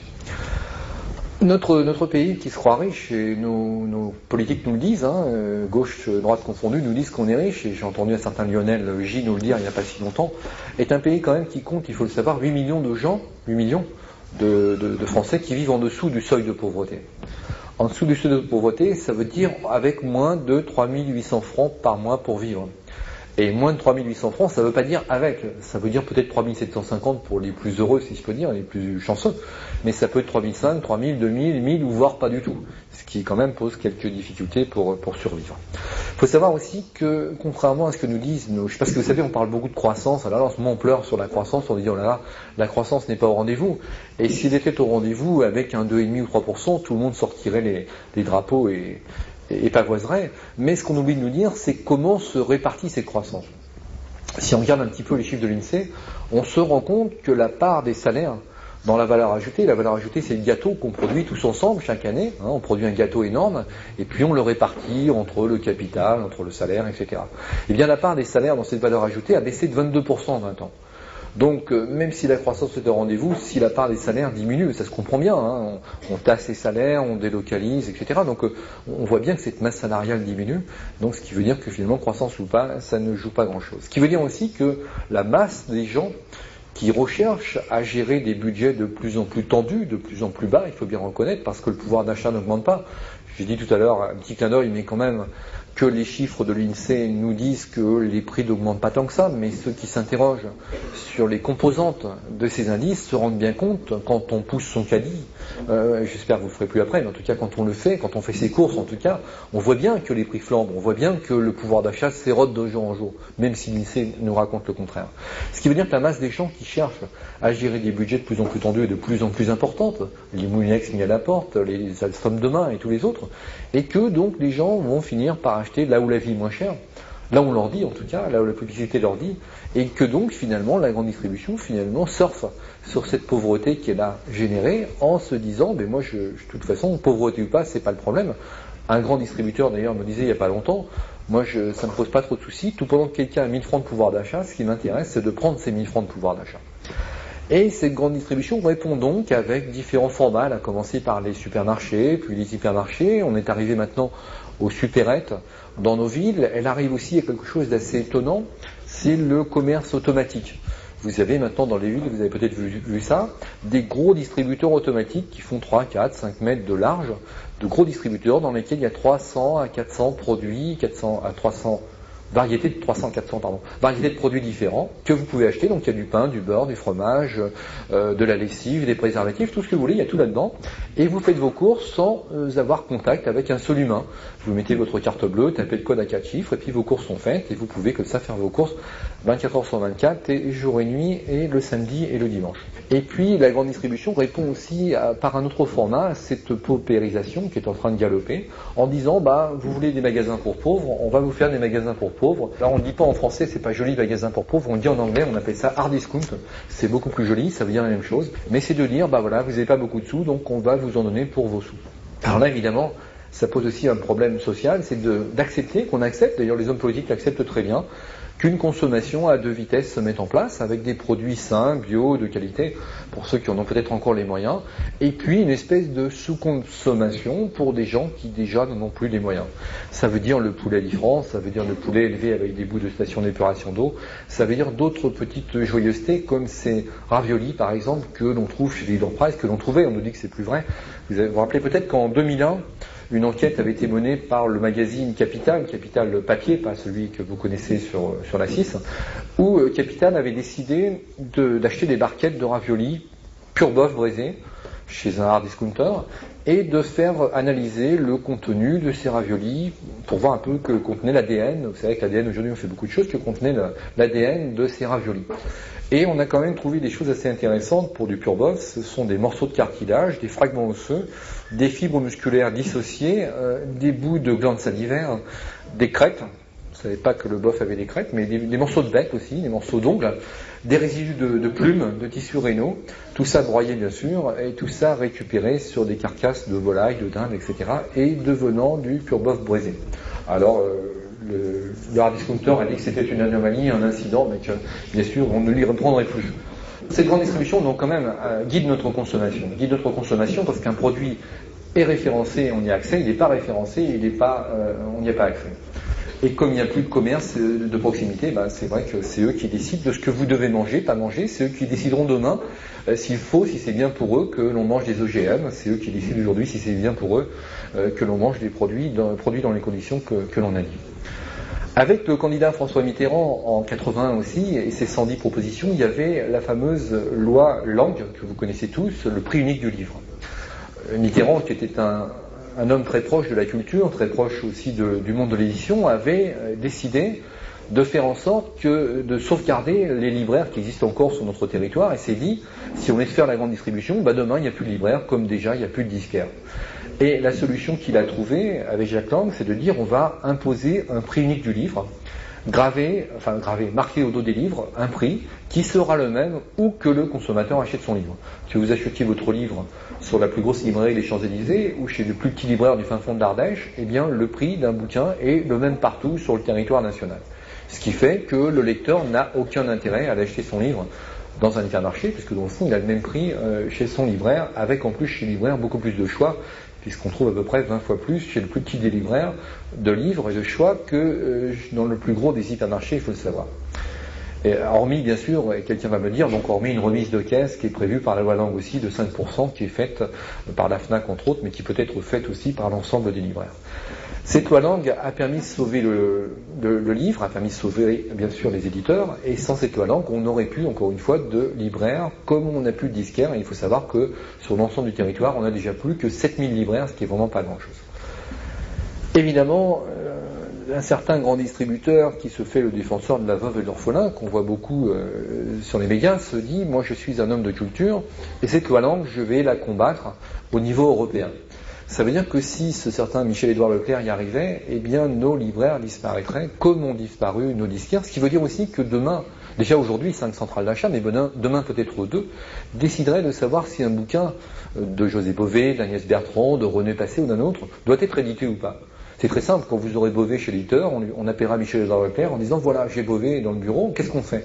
Vous prenez pas. Et si jamais les grands distributeurs refusent de distribuer un bouquin, il est évident qu'on ne sera même pas la peine d'imprimer, puisqu'il n'y aura pas d'autres débouchés, hormis des soirées comme ce soir, mais vous voyez bien que c'est quand même une diffusion assez restreinte.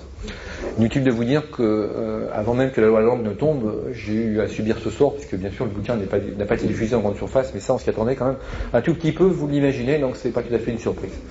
Ce qui veut dire quand même que cette loi Lang, il faut vraiment tout faire pour la défendre, faute de quoi c'est vraiment la démocratie qui est menacée. Alors j'arrive à la conclusion en disant qu'un produit est référencé et on y a accès, un produit ne l'est pas, on n'y a plus accès déjà. Donc ces gens guident encore une fois notre consommation.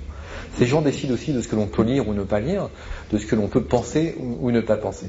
On arrive aujourd'hui à une situation assez étonnante, c'est qu'on a des hypermarchés, des supermarchés, des supérettes, des hard discounters, et on a dans les villes des épiciers de proximité. On dit souvent l'épicier maghrébin, comme vous le savez, dans les grandes villes en tout cas, c'est souvent des épiciers maghrébins qui tiennent ces épiceries de proximité.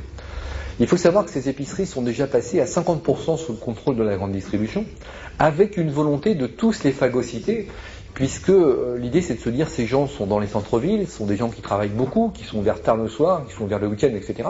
Ça nous intéresse, et donc on va les croquer un par un et les faire passer dans notre giron. Ce qui veut dire que nous, consommateurs, qu'on le veuille ou non, eh bien finalement on arrive à ce que m'expliquait un jour un grand distributeur qui me disait, vous savez, nous on arrive là où les communistes sont arrivés, c'est-à-dire vraiment au guichet unique. Que vous le vouliez ou non, eh bien un jour vous viendrez acheter chez moi parce que supérette, épicerie de proximité, supermarché, hypermarché, ça sera moi, partout, que vous le vouliez ou non. Alors c'est vraiment la mondialisation près de chez nous, avec cette grande distribution. Souvent, dans les milieux altermondialistes, on discute mondialisation, on pense McDo, on pense Microsoft, on pense Coca-Cola, sans se rendre compte que la mondialisation, c'est aussi près de chez nous. Et pire encore, c'est souvent avec notre complicité, non seulement passive, mais tout à fait active. Alors c'est une vraie dictature qui se met en place, une dictature économique. Alors c'est pas tout à fait effrayant pour bien des gens, on voit pas encore les bottes, on voit pas le kaki, on voit pas tout ça. Mais c'est une dictature économique. Et j'allais dire, il faut faire très attention. Il faut se rappeler que sur nos petites routes départementales, il y avait encore, il y a quelques années, beaucoup de passages à niveau. Il y avait toujours une petite plaque émaillée qui disait, attention, un train peut en cacher un autre. Et méfions-nous, parce qu'une dictature économique, un jour, on pourrait peut-être bien nous l'imposer là aussi. Voilà, j'étais très long, pardonnez-moi. Je vais maintenant répondre à vos questions et vous laisser la parole, parce que je crois que j'ai pris beaucoup de votre temps précieux. Merci.